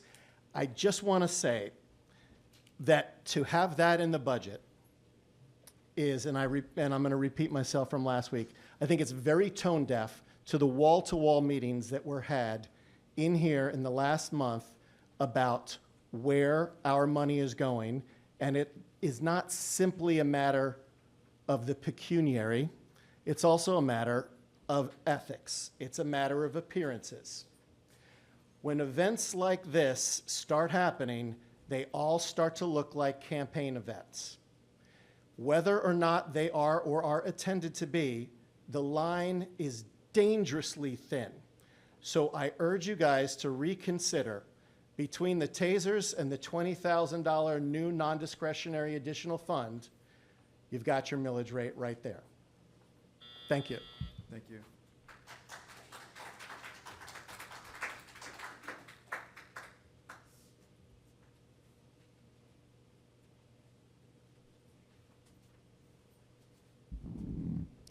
Alexandra Baza, 120 Northwest 86th Street.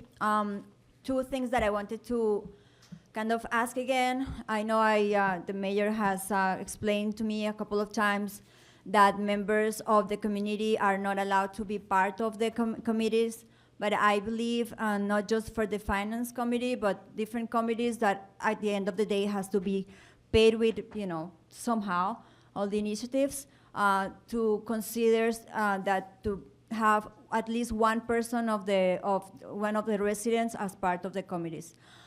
The second thing I wanted to say is the added liability that it is to have El Portal Village police cars going, I don't know, to where each one of the officers live.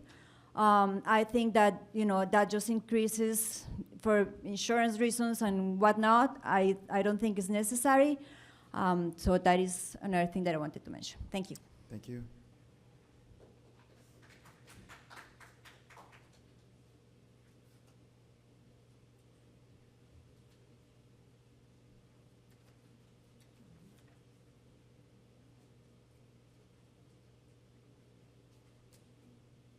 Hi again, Edna Edelman, 301 Northeast 88th Street. So I just want to basically just repeat everything I've heard, and I'm wondering if you guys are hearing it as well.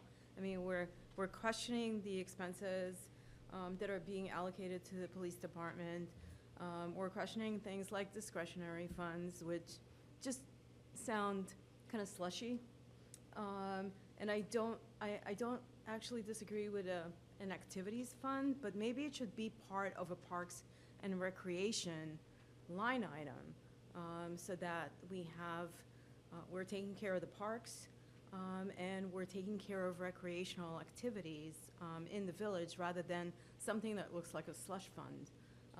And the other thing that really has not been talked about, and we bring it up time and time again, is the state of our streets, our potholes, our broken down streets. I mean, what are we doing about them? I'm not hearing anything, and I think person after person has talked about how we see the police budget. And yes, you guys are doing a great job. I feel safe. I walk my dog late at night. I'm not worried. But again, I mean, we need to look at this equipment. Do we need it? Do we need to send the cars home to wherever these people live? Why shouldn't they be here? So I would like you to address everything that's been said. Thank you. Thank you.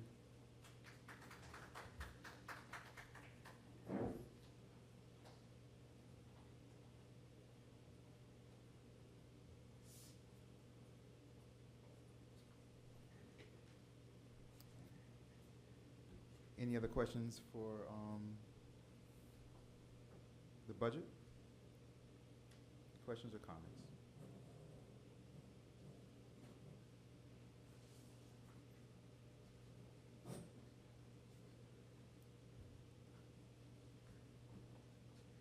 Daniel Rojas, 60 Northeast 86th Street. There's also, just have a question, is the conversion to sewage, whatever that is.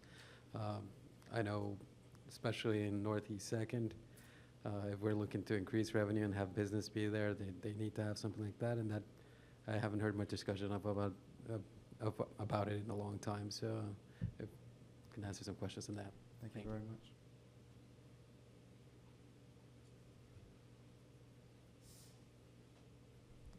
Questions or comments about the budget?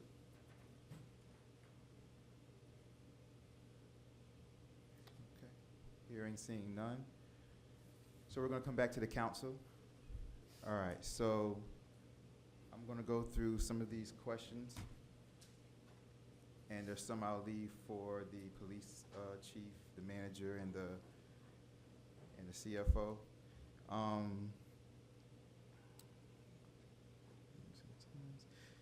So there was a question about the budget and line by line. So we had a workshop last week where we went line by line in the budget. And that was the one where I joked in the beginning, which was true, where we started at 6:30 and we finished, I believe, at midnight. It was 12:30. We finished at 12:30, and we went line by line the entire budget. So that's what we did that in the workshop.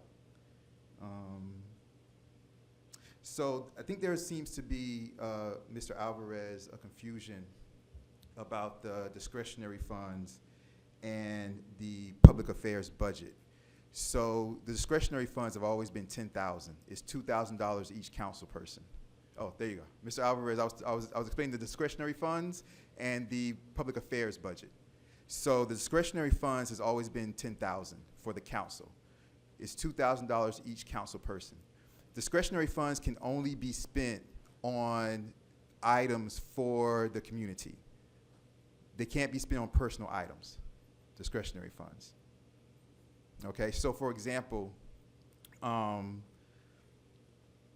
if I wanted to do like a food, like bank type of thing, I would take it out of my discretionary funds. So it can only be spent for village items, the discretionary funds. Okay, there's the $20,000 that you guys were referring to. That's in the public affairs budget. That's different from discretionary funds. All right. So my discretionary fund, like I said, is $10,000. Has always been. My $2,000 of discretionary funds is up to my discretion how it should be spent, but it can only be spent for village items. The public affairs budget is another. If you look under the public affairs, it's a whole nother department in the budget. If you guys see that. So it was said that discretionary, there were $20,000 added to the discretionary funds. That's not true. It's the public affairs budget is different than discretionary funds. Public affairs budget is something that has to be agreed upon for like all of us. So for example, what's used in the public affairs budget is like the state of the village address. Like I have to do that per charter. Everybody has. That's why we have a State of the Union. That's why we have a State of the City. That's why we have a State of the State. The governor does. We have a State of the county that Mayor Levine Cava does. So per charter, we have to do a State of the Village, State of whatever. So that's what the majority of that budget's used for, is when I put that on and do that. Now, it can be decreased, but that's what that is. But that's different from a discretionary fund. Okay, just wanted to make sure that we all understood that. Not to say you guys were wrong that it maybe should be decreased, but there's a difference between discretionary funds and public affairs budget. As far as Mr. McKenzie, the Sherwood Forest Park, so there's two different things. As far as Sherwood Forest Park, the park itself, we're looking to redo the park, but that's not until 2027, 2028. And we're looking to do that with development agreement funds from future developments. Now, as far as if you guys look at Sherwood Forest Park, there's that area on the east side of Sherwood Forest Park where the road is missing and there's a big mud pit. We're looking to do that like this year right away, as soon as the budget. I think year as far as calendar year, but there's always also the budget year, which starts October 1st. So we're looking to do that during the new fiscal year, but as soon as possible, okay? With that street right there at the east side of the park. That's also part of the park development, but that's different. That's a road project as far as fixing that road right there, okay? Mr. McKenzie, police cars, I'll let that be by the chief and them. Tax revenue, that's them, and the rifle tasers, that's them. Mr. Alvarez, I answered about the discretionary. I'll let them answer about the FDOT and CITT. I'll let them answer about how transfers work. Reserves, bus shelters. I'll let them answer about bus shelters, but as far as bus shelters, from what I understand, they don't cost $75,000. They're much cheaper, but the manager has the exact cost for that.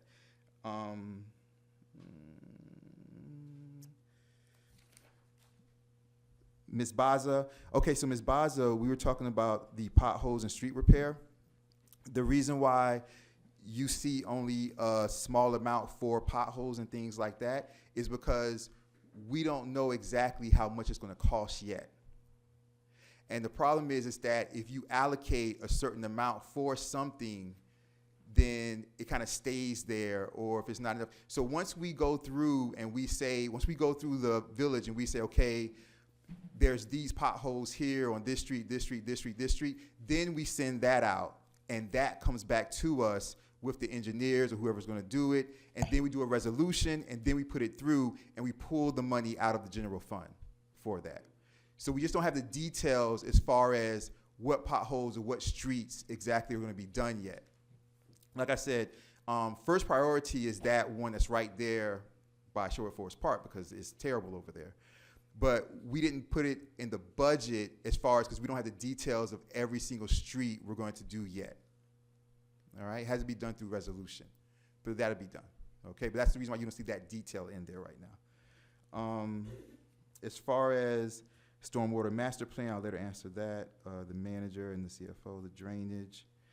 Yeah, so, and Ms. Baza brought this up also, as far as residents being part of the committees, and I think I read it. I could bring it up again, you guys.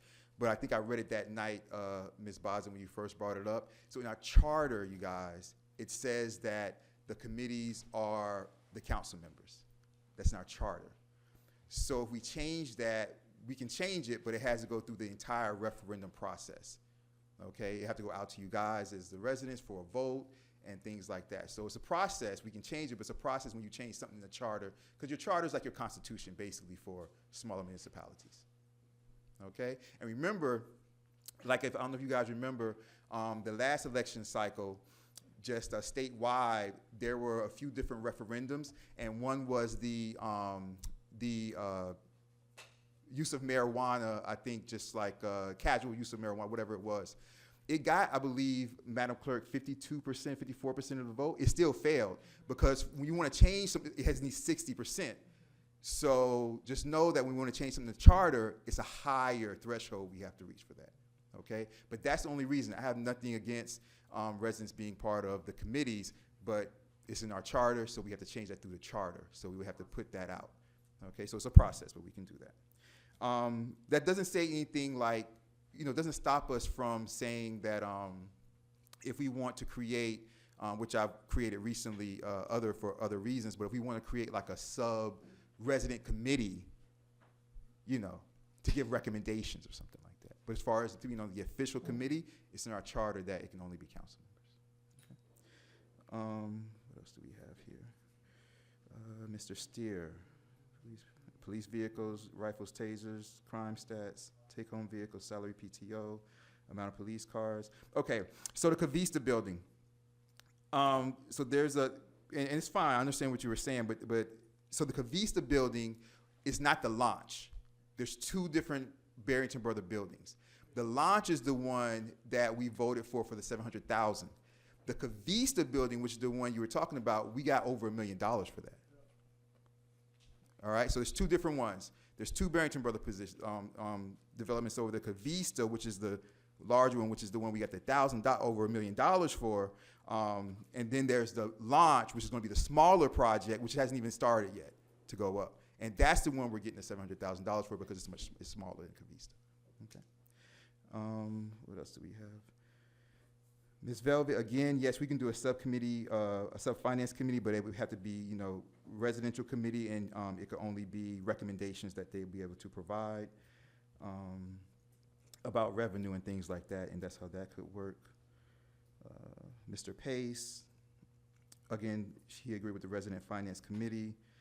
The roundabout, so yeah, there's a lot of things that we need to discuss about the roundabout. I think we have our meeting, a lot of that will come out, but definitely, so, looking nicer, like the roundabout in front of Village Hall, the way it's gonna look ultimately, the details of it and things like that. Mr. Rojas, police department budget, I'll have the chief answer that, police officer salaries, cars, sewage conversion. So the sewage conversion, we got started on it. It's being taken over because of just the budget restraints and things like that. We're not being taken over, but we're being helped out by DEP. And so we're just waiting, Debbie Grinder, shout out to her and them. We're just waiting for them to just launch it up and just like start moving on that. But that's only, understand, that's not village-wide, and for what you're talking about, we're not even there yet. We always go for funding for that type of stuff. And man, we always go for funding on every different level. The first part of the sewer conversion is going to be west of Horace Mann, and that's the part they're going to be doing. As far as the other parts, like you brought up in a wonderful way, Northeast 2nd, which is our business corridor, very important, which is why I think that's probably going to be where we get our next tranche of funding for, either that or it's going to be where your house is, everybody who lives on the river, because of sea level rise and climate conditions. All right, and that's what that'll be for. Now, when we put out for this funding, we put it out, and the reason why, in the past we've been, lucky to get things is because we not only put out funding on a federal level, but a county level, and we put out funding on the state level. And we break it up. So we'll put out funding for, hey, we need funding for all of El Portal. We need funding for, at the same time, simultaneously, we need funding for all of El Portal. We need funding for Northeast 2nd, for the business corridor, because we need funding for everybody who lives on the river because of climate change and sea level rise, right? We need funding for this pocket between Northeast 2nd and Northeast 5th. We need funding for between Northeast 2nd and North Miami Avenue. We need funding, and we break it up like that, along with asking for village-wide, so that we hope something can break through. Because the thing about it is, with funding, you never know what the appetite is in Tallahassee and DC. You never know. This year they might be giving funding for safety. Next year they might be giving funding for sea level rise. The next year they might be giving funding for business. So we try to cover everything. All right, so we do that.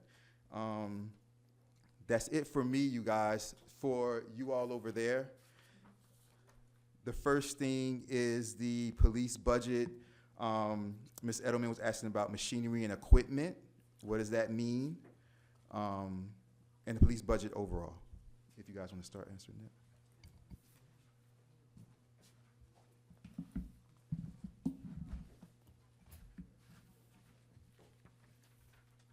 I'll refer specifically by point. If I miss one, if you could just remind me. I got you. The rifles are for active shooter.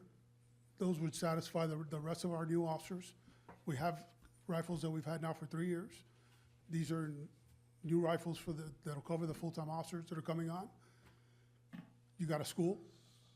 You got a nice residence. You have multi-story buildings. I think it's a very good idea and a very good practice to have active shooters. Our officers train twice a year for it, and they're very apt at it. But we did, what I married with was what our trainer from the county recommended and uses. And again, yeah, they're expensive rifles, they're good rifles, and they're gonna be with us for what, 5, 10 years? At least 10 years, I would figure. We've had the other ones for the Daniel Defense rifles for 3 years. Those will be with us for 10 years. It's not gonna be something recurring. It's an important tool to have. It's a good tool to have, a quality tool with us. You can't pull into the station and route to active shooter. Active shooter means you get called to the scene, you go straight there, they have to have their gear on and go in. You can't hang out at the trunk, you can't be lollygagging around. This is ready, set, go. Each officer, the way I see it, should have their rifle with them, their safety equipment with them. En route there, they're putting half of it on. Once they get there, they're inbound. And that could be, again, as simple as in a residence. I would hope it would never happen. That'd be the best money you'd ever spent. But we have it, and you know your officers are training in it twice a year, and they're apt to using them. The Taser 7s that we currently have are out of warranty as of October. What does that mean? If we get involved in a liability scenario with the Taser will not respond if it's out of warranty. If it's in warranty, the liability does not fall to us. It falls to Taser, so long as we've conducted all our training the proper way and we conducted ourselves properly at the scene as well. Super important to have a less than lethal. Super. Everybody who has an issue with rifles and guns, I can understand that. That's why it's important. In addition to that, the 10 performs even further. What does that mean? That if the guy's over there, I still don't have to shoot him.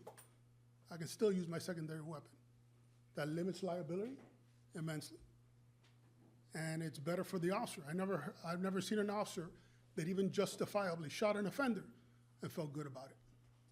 Because even if the bad guy's there and he had every reason to shoot him and stop him, this could save somebody's life and the mentality of the officer and his family as well.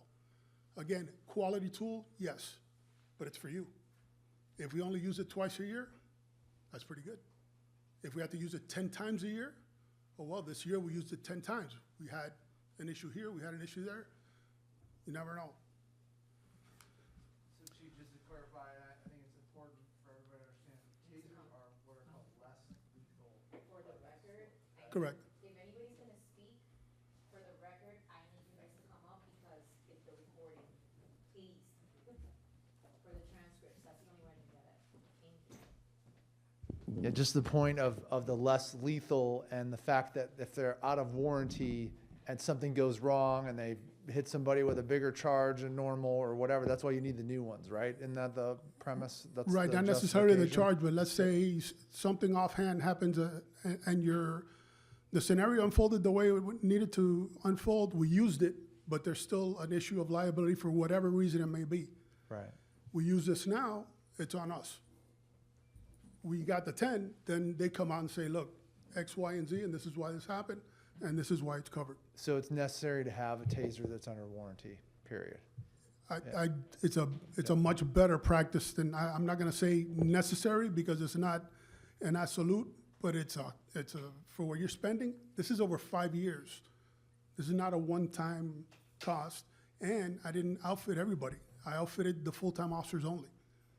Our reserve officers will remain with the 7s until we come up with funding for the rest of them. These are officers that come in and, as reserves, perform police duties. They're not getting paid. We're maintaining their certification. And they're the ones that come in and help bring down our overtime costs and other issues, or help when we need to supplant extra officers out there, Halloween, special events, and anything to that effect. Again, these are not toys. These are not wants. These are, I'm trying to go for the quality, and that it's a benefit to the officer to have a take-home car, yeah. But I'm not asking anybody here for these monies. These monies are coming from the revenue that we generate by charging our officers a $5 hourly fee on the jobs that they work. It's a benefit to them, yeah, to have a car that goes home with them, yes. It's a benefit. We have to offer them something to stay here. We have a great group of officers. From what I hear, most of you are happy with it. If we had turnover after turnover, I guarantee you, we would not be in the same boat. And it's taken us a little while to get here. I'm not saying freebies for everybody, but based on what we make, which is, I believe we're either second to lowest, I wanna create the scenario where they can help themselves if they wanna go out and work these jobs. In addition to that, I said, hey man, you gotta pay me $5 an hour to use that car. It's not for free. That supplements the gas, and it supplements us being able to get additional vehicles. Of the 9 vehicles you're looking at, that I'm requesting, 4 of them come from the initial fleet from Enterprise Rent-A-Car. Those cars are now turned in at the end of the year. Whatever revenue they bring eliminates the down payment for those cars. So we just take the monthly payments out of the revenues that we're creating for ourselves. The 5 remaining ones, I gotta come up with the down payment. Down payment is the cost of upfitting the car. It's not an actual payment for the car. These cars cost about between $15,000 and $20,000 to upfit, sirens and everything else, the cages, so on and so forth, the boxes to secure rifles, et cetera. I'm not asking for toys. I'm asking for quality equipment. And Durango brings a $7,000 incentive. We didn't even go for the Tahoes. Tahoe's a beautiful truck. But this year, they offer very little incentives, and this is a no-brainer to go for the better vehicle, the bigger vehicle, and the incentive at the same time. Did I request a V8? Yeah, I requested a V8 because it does much better over the years than the smaller engine. That adds to wear and tear, and that adds to the mileage and everything else. I don't think you guys see them drag racing. I haven't gotten one complaint from one of my officers about flying in one direction or flying in the other. That they're gonna be standing at a job and doing extra duty if they choose to. Yeah, but we're bringing that back in. It's not just a flat, hey, go do and go make with nothing coming to the village. No, there's funding coming back to the village. That funding covers these cars, and it doesn't come from you. Go ahead. I've been a resident here since 2008, and I can't think of a better time than the police department than right now. So, I mean, we've seen the highs and the lows, and we're at a high, and the police department is deterring crime and is out there in a presence patrol all the time. I live on the west side. I see them, 24/7 out there, and we really appreciate it. Thank you.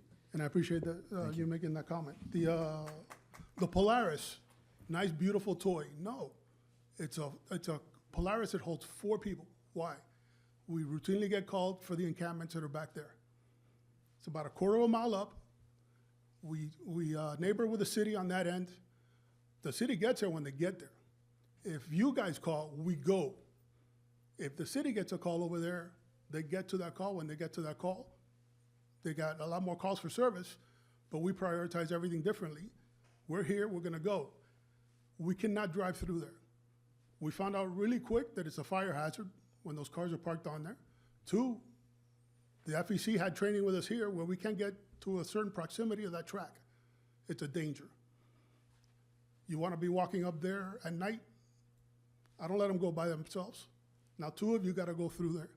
I don't let them walk on the track anymore because half the time you can't hear the new train coming because it's flying and you can't even feel it vibrate.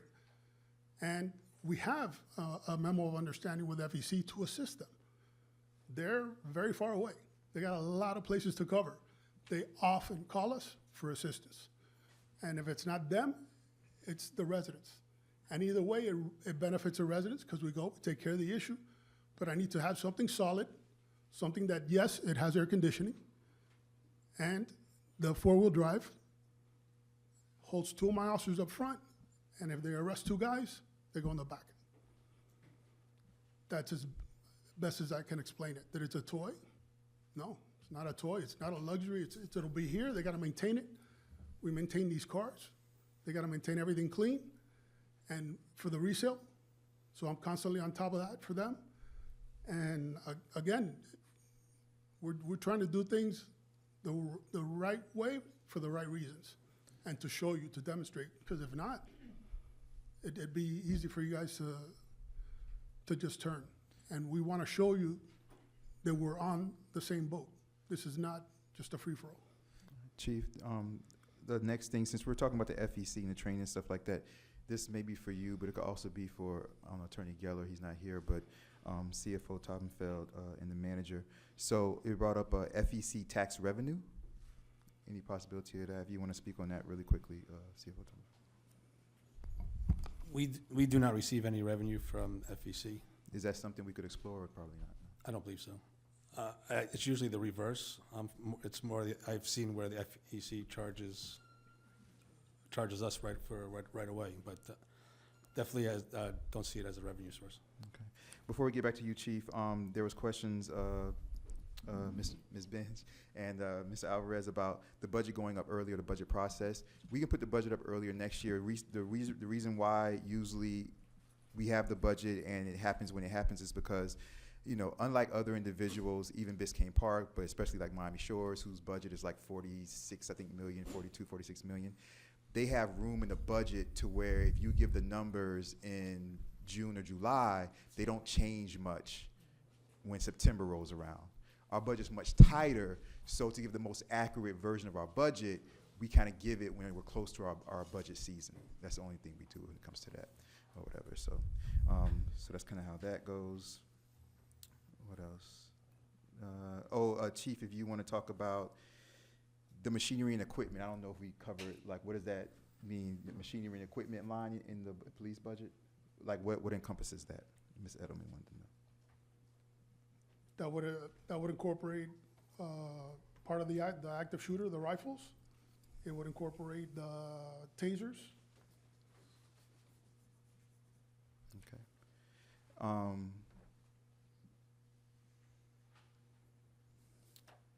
Crime stats, Chief. We want to see more crime stats. Well, we're working with a webmaster on, that way it's up there every month. At the end of the month, as soon as the stats turn over, you'll get them. And we've been working on the process. It should be almost done, and we'll get to it, and we have no issue doing that whatsoever. Okay. Ms. Benj was asking about existing stats, so maybe that's the crime stats, also the existing stats that kind of show, you know, what we're using this stuff for. Kind of shows what's happening in El Portal.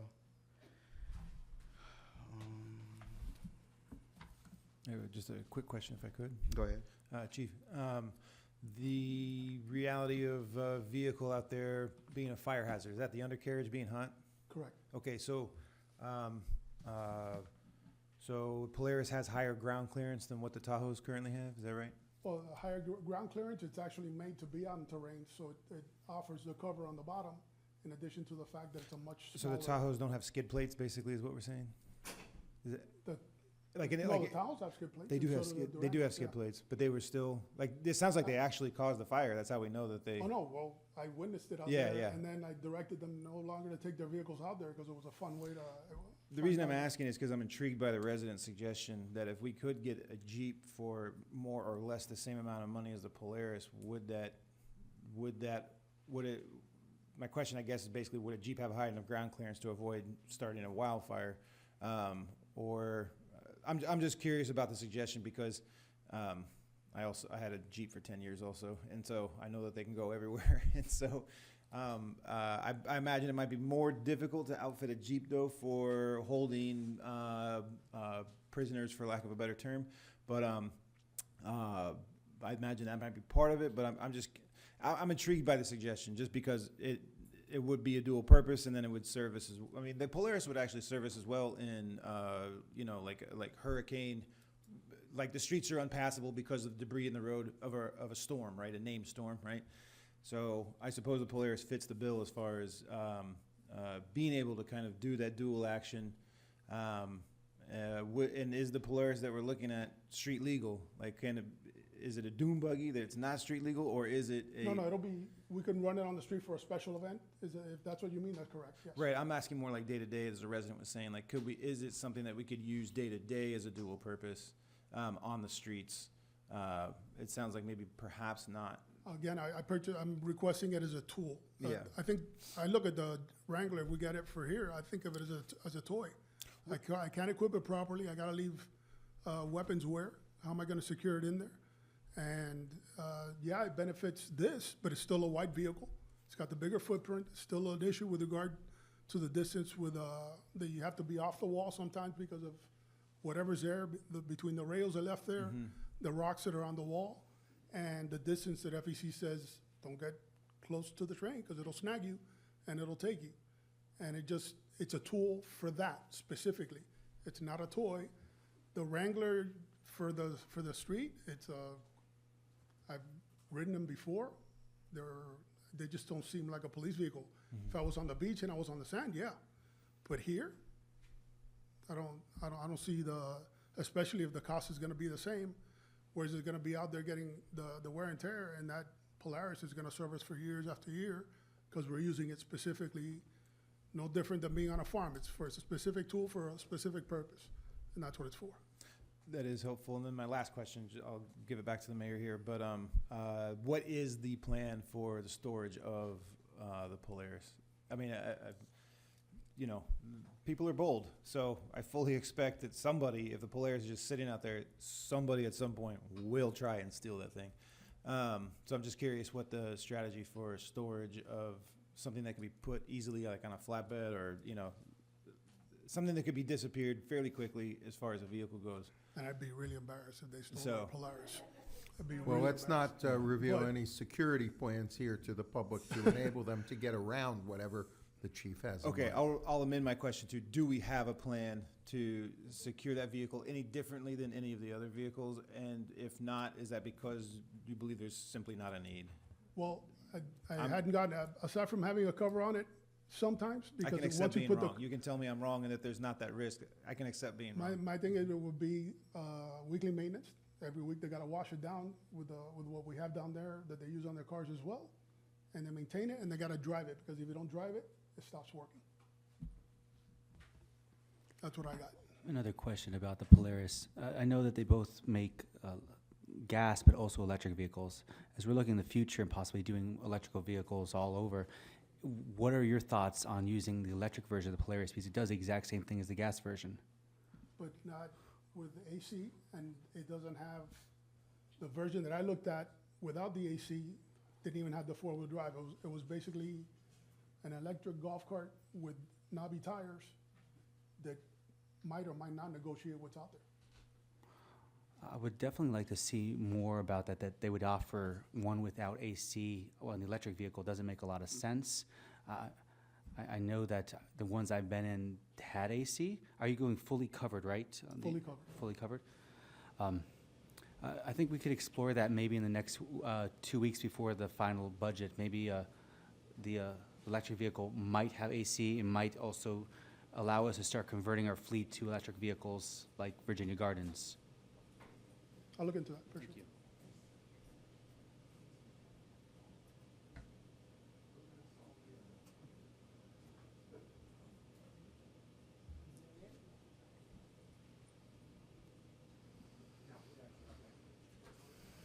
Ian McKenzie, 8950 Northeast 4th Avenue.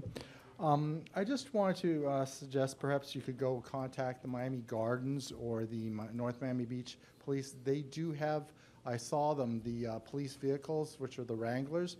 They're very strong looking things. They must equip them also police package. They have the lights, they have everything on them. So take a look at them. I mean, before you make a final buying decision, that's just my recommendation, and see.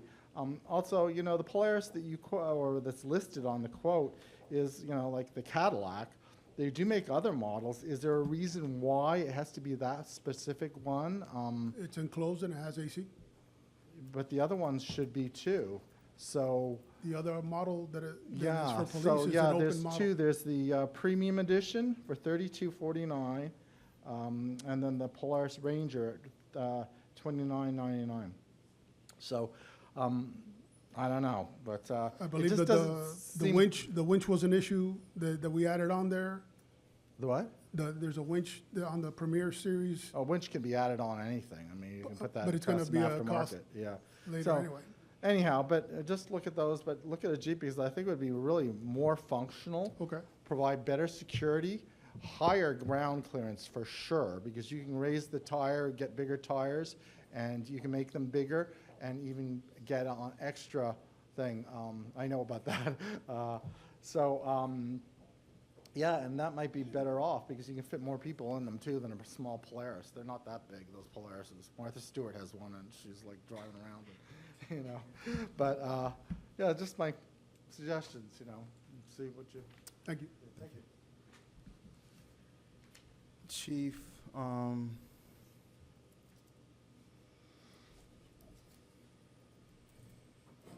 think you're good, Chief. Is there anything out there I missed, you guys, for the chief? I think we're Yeah, good. I just want to make one quick comment. So, I've worked for more employers than almost anybody I've ever met before. I've seen every way there is to do business from every type of organization, mom and pop up to corporate. I currently work for a billion-dollar corporation as a sales representative. Years ago, I worked for these two ladies who were fascinating owners of a company I worked for, a fine foods distributor out of Hialeah. And so we had 4 14-foot box trucks, we had 2 cargo vans, and we covered Palm Beach to Key West, and I would do runs to Naples as well. And so I was surprised as I was driving this 14-foot box truck around and the AC would go out, or there would be an issue with one of the hoses. And this lady I worked for, she did not play. The saying, if it ain't broke, don't fix it, right? But if it is broke, fix it once. like she took these vehicles, this is someone who counted pennies, okay? And she took vehicles to the premier place to get these things fixed. She paid top dollar for repairs.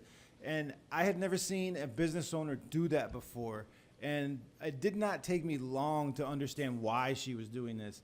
It was because that truck on the road was worth way too much money to be going back into the shop. If she had to lose that time with that truck and put it in the shop, she was only going to do that one time for that problem. And if they couldn't fix it, or they fixed it halfway and when she was back there quicker than she thought she needed to be, then she would 100% be dealing with somebody else.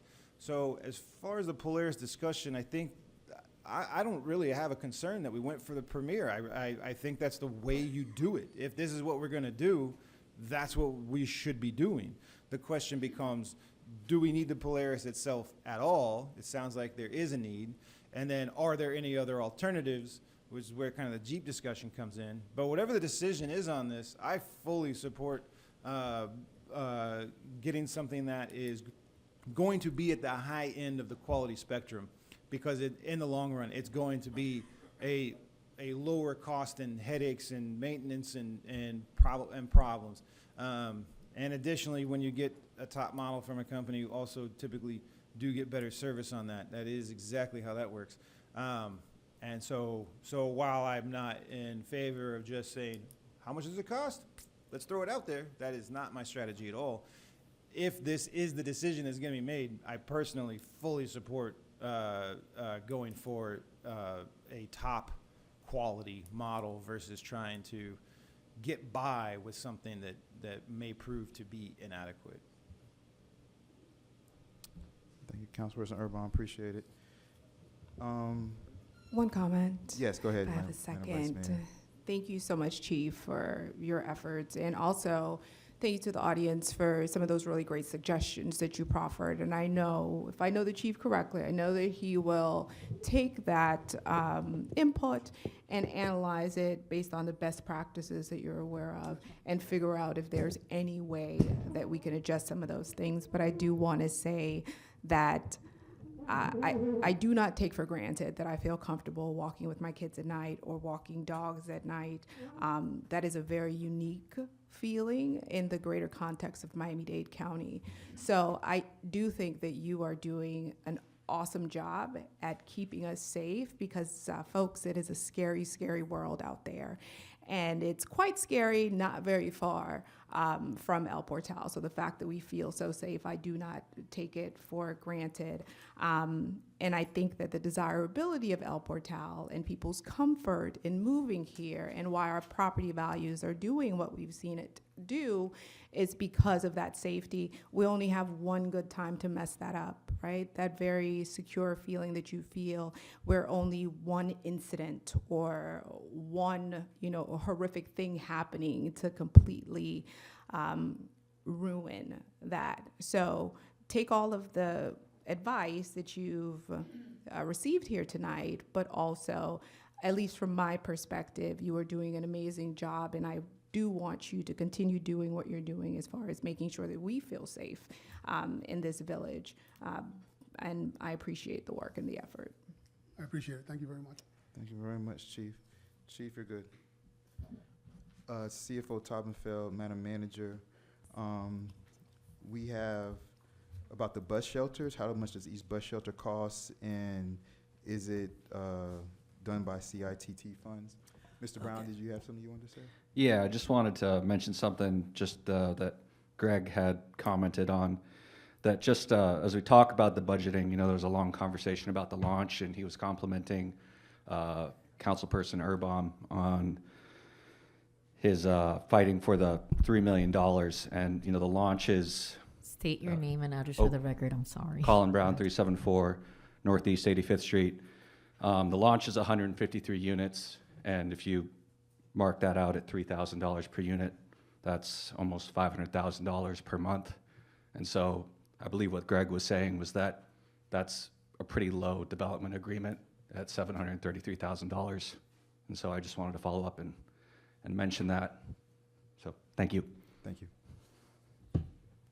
Madam Manager? Yes. So the bus shelters that we have, we only have one bus shelter in the entire village. It is at the not the corner, it's in the middle of the block of Northeast 2nd Avenue between 87th and 88th Street. The amount of bus shelter, or the Hold on, just a point of clarity. You're saying that we only have one bus shelter that we control. The other bus shelter is county controlled, is that what you're saying? I don't believe Or we it's have not a bus any- shelter, the other bus stop, the other Right. bus bench. Right. Yeah, okay. All the no, we maintain them as well. You're but saying that a proper they shelter- all belong to Miami-Dade County, the bus stops. We put the amenities in and we maintain them. So you're saying that for it being a proper shelter, there's Yes, only one? Okay. only one shelter.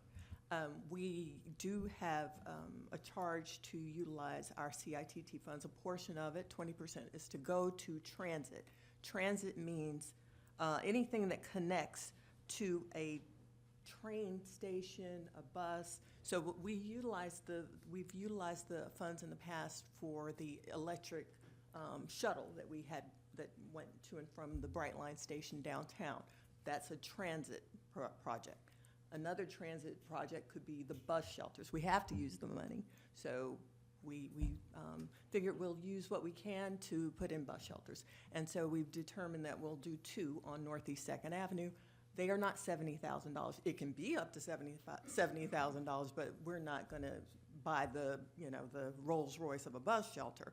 We are getting prices presently, but the money that also goes into the bus shelter is that we have to then also create the pad that goes underneath it. So it's not just going to stick into the ground. We have to take out the sidewalk, pour cement, do those kinds of things. So it takes a little bit of time. And our Public Works Director did complete some schematics, and we're now getting quotes for that. So that will come. But the funds for transit are going to be going to the bus shelter so that we can put. Madam Manager, explain the two sides of the CITT funds and what they're used for. The other 80% of the CITT funds are utilized for transportation. So that includes the repair and maintenance of sidewalks, standalone sidewalk projects, personal and workforce expenditures for PTP transportation projects, landscaping and irrigation projects that are part of roadway improvement, bike paths constructed as part of a larger road project, standalone bike paths, maintenance of traffic, light mast arms, and those kinds of things. So it's a list of So, Madam things. Manager, so It's just restricted. kind of explain, on CITT, you have the transportation side and you have the transit side. The transportation side is how much percentage of the CITT funds? 80%. The transportation side is 80%. And the transportation side, would like the streets and potholes and stuff fall under that side? Is that the transportation side? No, no potholes, just sidewalks. Sidewalks. and What about road street repair? road repair? Potholes are very different from road repair. And you see crumbling streets, that's not potholes. That's a remilling of road that needs to be torn up and then repaved. It's not a pothole. So I know that, you know, we're just hitting those bumps and we feel like that's a pothole. But a lot of that is road work. We've had an assessment done. We've done it a couple of years now, and the last one was November of last year. We need $3.5 million to repave all of the village roads. And they all need them, we know that. So what we're doing presently is just fixing where we can. The mayor mentioned that one of our projects that we really want to see happen in the new fiscal year is to repair that terrible, it's not a pothole, it's more of the road is too narrow and it's created such a sluggish mud pit over at the Triangle Park in Sherwood Forest. So we want to also repair that. We've also done the conceptual streets master plan as we seek funding, because I'm always seeking funding for stormwater repair, septic to sewer. As you know, that's an astronomical amount. To convert us to sewer is over $20 million. So again, all that exceeds our budget. So, I mean, we can't do it piecemeal. These are systems that, you know, are dependent on each other, so we'd have to really get a lot of help. So the county and FDP has taken on a portion of that. That's going to happen on the west side. We'll take whatever we can get, as you all know, but we still are seeking funding wherever we can get it for septic to sewer, stormwater, transportation, whatever we can get. I'm always looking for opportunities for us, as well as our grant manager. Madam Manager, you might, since we're on CITT, you might want to touch on, Mr. Alvarez asked about the roundabout costs. How much is FDOT, how much is coming out of CITT? Okay, we are utilizing the funds that were held back from us because of the audits not being in. We're utilizing the funds that were restored to us. As the transportation portion of it is being used for the roundabout to fund that, because it's a matching grant with the state of Florida. And in terms of the amount, I'm not sure that was accurate what was stated, so I'll let Mr. Tobin tell speak. He had a question of, did it rise? Like, at any time, did the price change of the roundabout go up at any time? As of right now, the price has not changed. So what you see here is just a number that balances the budget. There's always a chance for change orders and things to happen. So I guess it's forecasted in the expense at the moment. The other question as far as that was asked, as far as how much was being held back. The transfers, how the transfers work? Yeah, sure. Just give me 1 second. I had that information here, so 1 second. I wrote that down somewhere.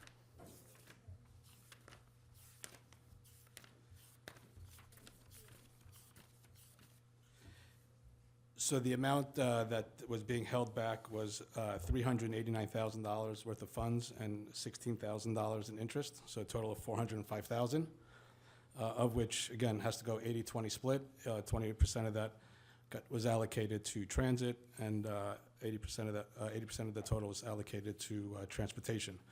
So if you look at the budget, if you go to the budget, you'll see the year-to-date numbers include those totals, where you see the total year-to-date through July shows transit at $86,000 and, transportation at $346,000. So the plan for next year is to take those proceeds, as you see there,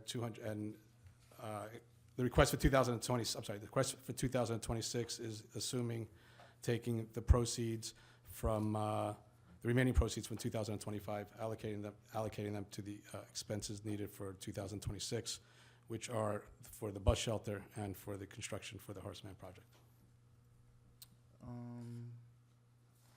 We have the stormwater master plan. Ms. Baza asked about the stormwater master plan. Yeah, we have one. We are always seeking funding for it. We are still in phase 1. It's incomplete. We're waiting for some assistance from a resident to give us an easement, which would be lovely, so that we can then move on to phase 2. But That is something we're always seeking funding for, and we have partnered with the county. They've actually, we're all submitting the projects that we also have. We submitted to others, you know, as part of their big portfolio of plans that need funding. And so we did get something from the county. We're going to be meeting with them over the next week or so to see how that project can fit into their master plan. So what's it called? A RAP. It's called the RAP. It's called the Reasonable Assurance Plan. And it's a climate plan for climate change and things like that. And therefore, for that area right there, which would be phase 2, the El Jardín area, it would be targeted there, which would help out the residents that are right there in that flood-prone area. I know that 86th Street is also flood-prone, and that's the reason why you're bringing that up and asking. Because of the RAP that the county's doing, that's the area they designated. And so I think I mentioned last time that a lot of times when we receive this money, it's designated for a particular area or for a particular thing, and that's why we can't transfer the money around. We're still going for money for all those areas, but yeah, phase 2 is the RAP area, and it is that in between Northeast 2nd Avenue and North Miami Avenue, that area right there, that also floods out, if you know, as we know. But I hear you, Ms. Baza, about.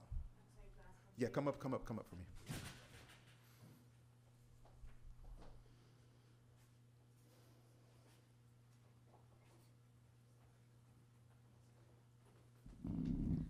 Alexandra Baza, 120 Northwest 86th Street. So just to clarify the question, are there any plans anywhere in the future for 86th Street and that section, or I'm lost? Well, in the Stormwater Master Plan, there's plans in there for 86th Street. Okay. So yeah, we want to do all parts of El Portal. 86th Street would be one of the ones that's probably next on our list. But because the county is funding or helping us with this phase 2, that's the area they wanted to choose for what their plans are for their own project that they're going to link into it. But so 86th Street is not part of it's phase not part 1 of the or count- phase 2? Yeah, it's not part of phase 2. But I mean, for me, 86th Street, all the way from North Miami Avenue all the way down to Northwest 3rd Avenue, would be the next. Yeah, it's really bad and would be the next one on our list. And we continue to go for money for all of that. But, I won't lie to you and say we have the money. Right now, we just don't have the money for it. And the county that's helping us out, they geared theirs toward a certain area that they feel like they want to work on because of their plans of things that they're doing also with the river and things like that. So. Okay, thank you. Thank you. And I'd like to also add, the county did install another structure over at the nature trail that's supposed to be a portion of this whole conversion that's coming. So we thought, oh, that's great. Maybe that means, we'll be, moving quickly, but then that stopped very quickly. But at least we know that the infrastructure is in place from the county's perspective so that they can do the next, I don't know when they're going to do those phases, but we have to go by what they're giving us, which is the assistance. So we continue to add our projects to whatever they're doing. And we also make requests for ourselves as well. All right, one last time, Mr. Alvarez. I need a little clarity on the question that I asked regarding CITT, and I can certainly check the videos No, go ahead and ask it now. as things get later. 165 Northwest 88th Street, I'm George Alvarez. So my question specifically, under CITT fund revenue, lines 2 and 3 revenue, department requested $90,000 and $250,000. Where is that coming from? Those are the proceeds that the village received from CITT that they were withholding. Those are withheld funds. So that's part of the 389 plus interest. Thank you. got it. Thank you, sir. Okay. Secondly, was there a proposal at all in 2025 to build bus shelters, or is that something that we're required to do? Part of the requirement with the CITT is to put a 5-year plan together. And again, with transit, we are limited to 2 options. One of them is bus shelters, and the other one was the transportation. The transportation failed, so that really, transit failed. The freebie or The the. freebie, right. yes. We were paying almost $10,000 a month for Sure. maybe 30 member riders a month. We felt it was not a good use of funds. So So we're going we- the alternate route with bus shelters for now. We are compelled to purchase bus shelters. No choice. No other choice. No other choice. Whose meeting do we go to about that? CITT, Miami-Dade County. Final question. Again, in the proposal for the roundabout that's near Horace Mann on 91st and 2nd, 300,000 FDOT. The remainder was 255 and change that was supposed to come from our CITT. Now it's listed at 320,880. That's a substantial variance. It's just a placeholder. Again, anticipate possible change orders. Again, we also have to match the total. So if the total increases, our amount's going to increase as well. If we don't spend it, it's just going to go to the reserve, and we'll find use for it for something else within the transportation. So Just a placeholder. So in other words, if the costs of the project should go up, FDOT will increase its amount and we have to match it?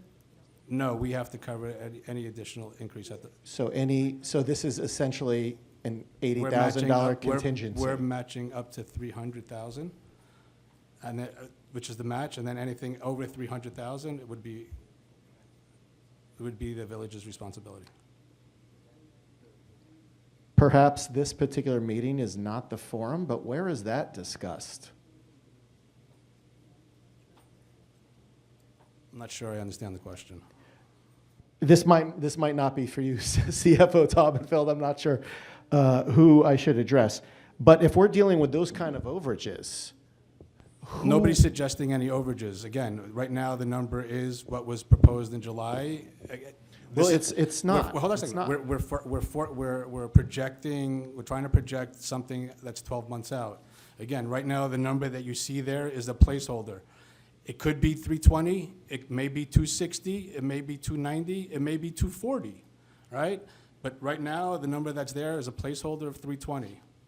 We could change it to 260 and put the other 60 to transfer to reserves. Again, it's 6 of one, for me, it's 6 of one, half a dozen of another. I understand what you're trying to accomplish here, but again, it's, right now, the number is a placeholder. We can make we don't know what that final number is gonna be. Understood, and with all, and I also understand it's not your imperative, with all due respect. So this is, I mean, this is a big issue, so I'm hoping that the council takes note of this.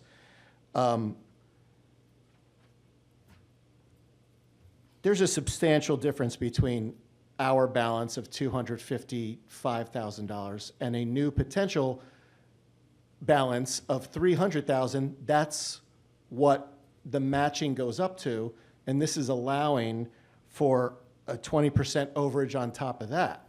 So that, to me, that goes back to our looking at committees or trying to have better systematic thinking to this. You know, Mr. Mayor, you know how I have felt about this roundabout. If safety was such an issue, why didn't they have 4 stop signs and they only had 2 going east-west? If beautification was such an issue, perhaps some trees and some lovely signs. So this roundabout has already been passed, and I suppose that there's no going back, but what I'm very afraid of is that there is still some going forward to do, to the tune of $80,000. So just because we get grants that match our expenditures doesn't mean that we should find projects for grants. Thank you for your time. I hope you guys will perhaps think about this line item. I hope you guys will think about this line item in the same way that you sensibly compromise when regarding millage rates, and it's a great start. That projects, including this one and like this one, might be rethought of in this budget and future budgets. So thank you, and thank you, Mr. Mayor. I owe you 3 minutes alone. No problem. I got you. Thank you very much. Any last questions or comments from the audience? Which one did we miss from you? what I had written down for you was about the committee and administration and finance, something about salary, what was it? I know what it was, the salaries. The salaries, The reason why, the numbers didn't change Oh, in the totality. administration, that's right. The request was made to consolidate the salaries with the vacation pay and any sick pay for the individuals, so those numbers were consolidated for this presentation. Sorry, I missed that. Sorry, I missed that. Sorry about that. All right, any other questions or comments from the? Oh, yes, footnotes. I have that here. I do have that here. Sorry about that. You're at the bottom, Miss Ramos. Yeah, footnotes. I think I have it. Yeah, I have it down here. You were at the bottom, but it wasn't a question. I just put the comment and said it could be done. Any other questions or comments from the audience? All right, hearing, seeing none. Moving back to the council. Any last questions or comments from the council, or do I have a motion? I would like to make a few comments. Go ahead. Thank you, everyone, for sticking around here. It's important that the village citizens are all involved in these meetings. It makes a big difference. I myself meet with many of my residents. We have events where we get them sponsored, and we have 20, 30, 40 people showing up, and they're sharing their opinions often. And to hear what other people that don't go to the events have to say, it's important for us to know what some other citizens are thinking. This being said, I heard a lot of interesting comments that made some sense. From last meeting, when I made suggestions to the police budget, I was told that because of unions, we actually can't make certain recommendations. So I guess I would have to ask the county manager, what type of control do we have over the police budget, including salaries, including maintenance, including anything? Are we allowed to change things, or is it basically the chief of police that makes these decisions? Well, the salary is a negotiated cost through the union negotiations, as is most of the equipment, the uniforms, all those things. A lot of that is all, a matter of contract. So we don't have much, leeway with that, or you aren't able to weigh in on that. And I think those opportunities to do it, I know Chief Mendez recommended things he needs in terms of equipment to make his department function properly.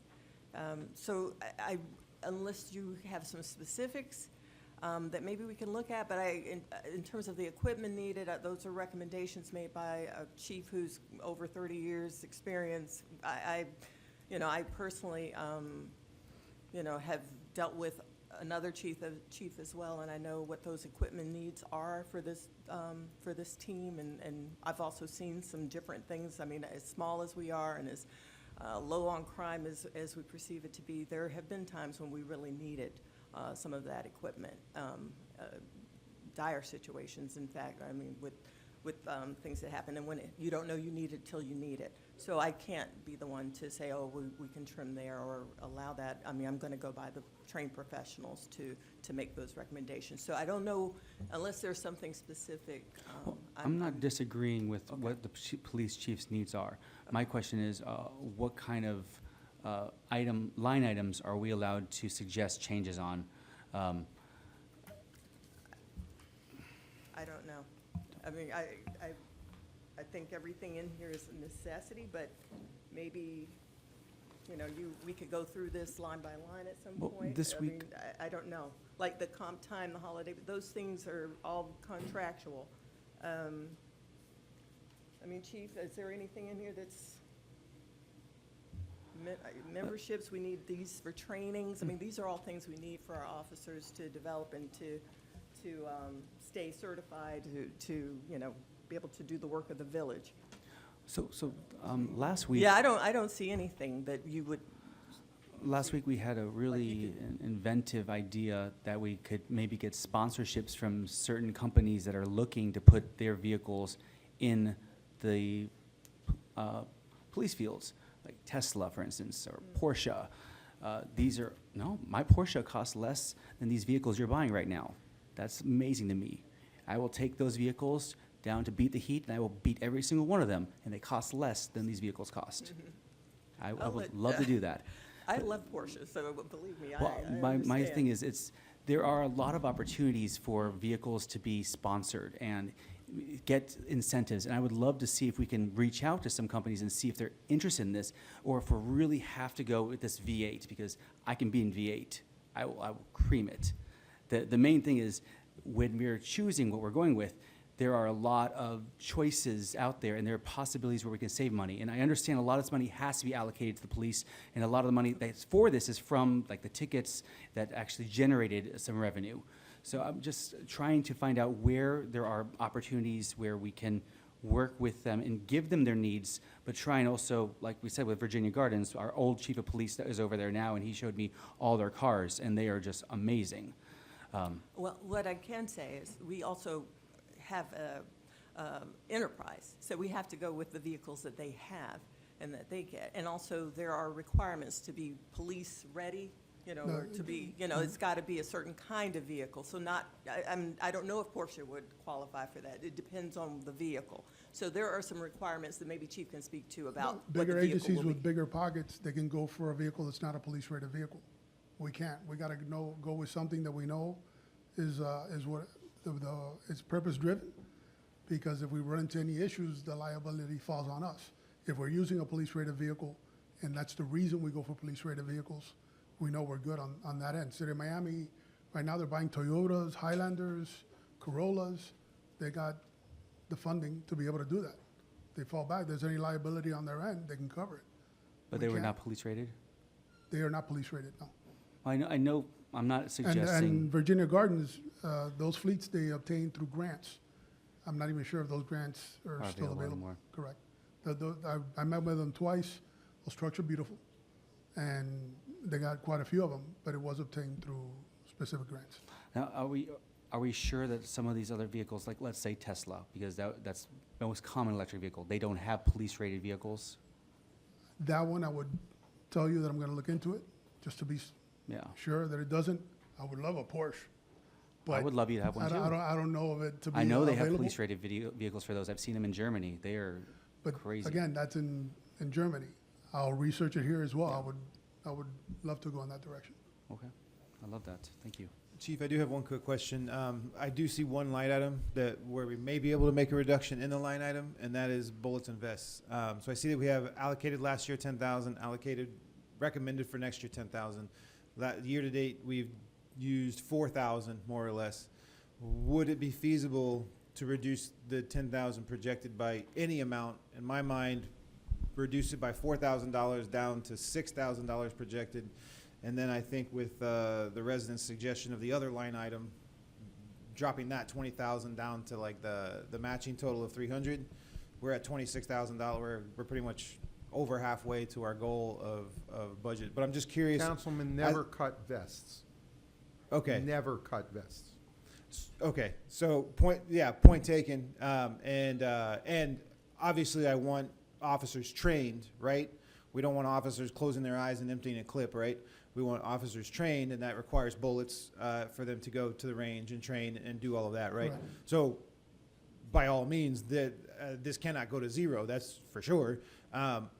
You are the one who would have the expertise in saying what you're comfortable and not comfortable with. I'm just curious as I look through the police budget, and like that is one line item. It's not a lot, but I'm just curious because of what we spent last year versus this year. I know we have more officers coming on, and I do take the attorney's point. Don't cut a vest budget. However, I'm just curious if even a nominal amount from that line item would be possible. I wouldn't mind researching it. The issue there is that when I require them to have it and use it because we purchase it. However, I don't give it to them up front because I'm scared to lose that investment if they leave. What happens a lot of the time is that they buy their own. So now it's out of their pocket, but we need it to turn over the expired vests that come in. This might be the year where I have an extra $1,000 there because I didn't have to get an extra vest. But it might be the year that I need $2,000 because I had those two vests expire. Again, we projected for it, but I was worried that we were gonna lose this investment because once you get it, my vest is not gonna fit Councilperson Martin.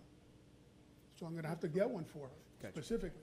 But you can know, buy a and- vest and and can it's put a measured plate for and it. move it from vest to vest, different plates with a say 3A again? rating. I You would can like move a to plate from vest to vest with No, a no, 3A, as long as. the plate is not the issue. The plate is the actual vest. The issue is the actual vest. Mhm. You're conformed to it, and moreover, obviously, it's more complex for a lady to get her vest measured and fitted, but I'm not gonna use the same shell you are, because I'm much bigger than you are.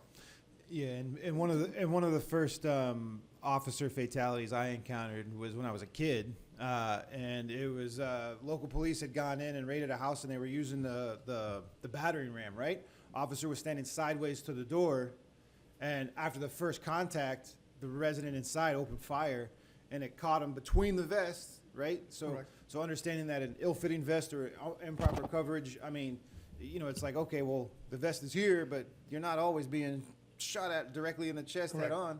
And so that's always stuck with me, actually. And again, I'm not objecting to it. It's yeah, just that. but in terms of properly fitting equipment being mandatory, yeah. Correct, and it's a Yeah. very important piece of equipment at that. But it's called bullets and vests. I'm sure most of this is for bullets because they have to go through training, they have to use the bullets because a vest doesn't go bad unless it's shot at, right? So when they buy a vest and they're first moving in here and they're at El Portal, they're using the same vest throughout. They're not buying one every year.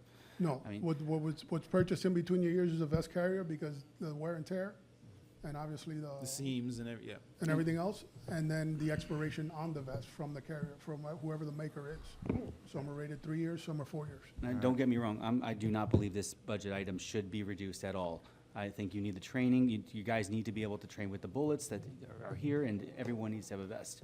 But I think Councilor Urban is just trying to find a way to pull some money. I understand, that's and available. I'm not in objection to that. Yeah. I don't want to object to it. I just want to show you my position on it and let you know that if I can give, I'll give, because I'm all for that. Is there some If I can place you dance, I'll think dance. you might be able to give? I'm sorry? Is there some place in here you think you might be able to give or have a little spare room as we're? I'd like to add to that if I could. And I guess it beats to what I tried to mention before is looking at it totality. I understand the goal in trying to save individual line items, but again, to sit here today and try to project where we're gonna be 12 months from now on a particular line item, I think, quite honestly, is very hard to predict. So what I do is I look at where we are at the year-to-date numbers, right? And looking at year-to-date on a 10-month average, again, just using quick math, he's doing 10 months, $1,141,431. You add another 2 months, that's another $280,000 in expense. You're looking at roughly $1,720,000 for an annual number for the police budget.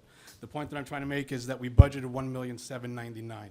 So the savings, can there be savings within the police department?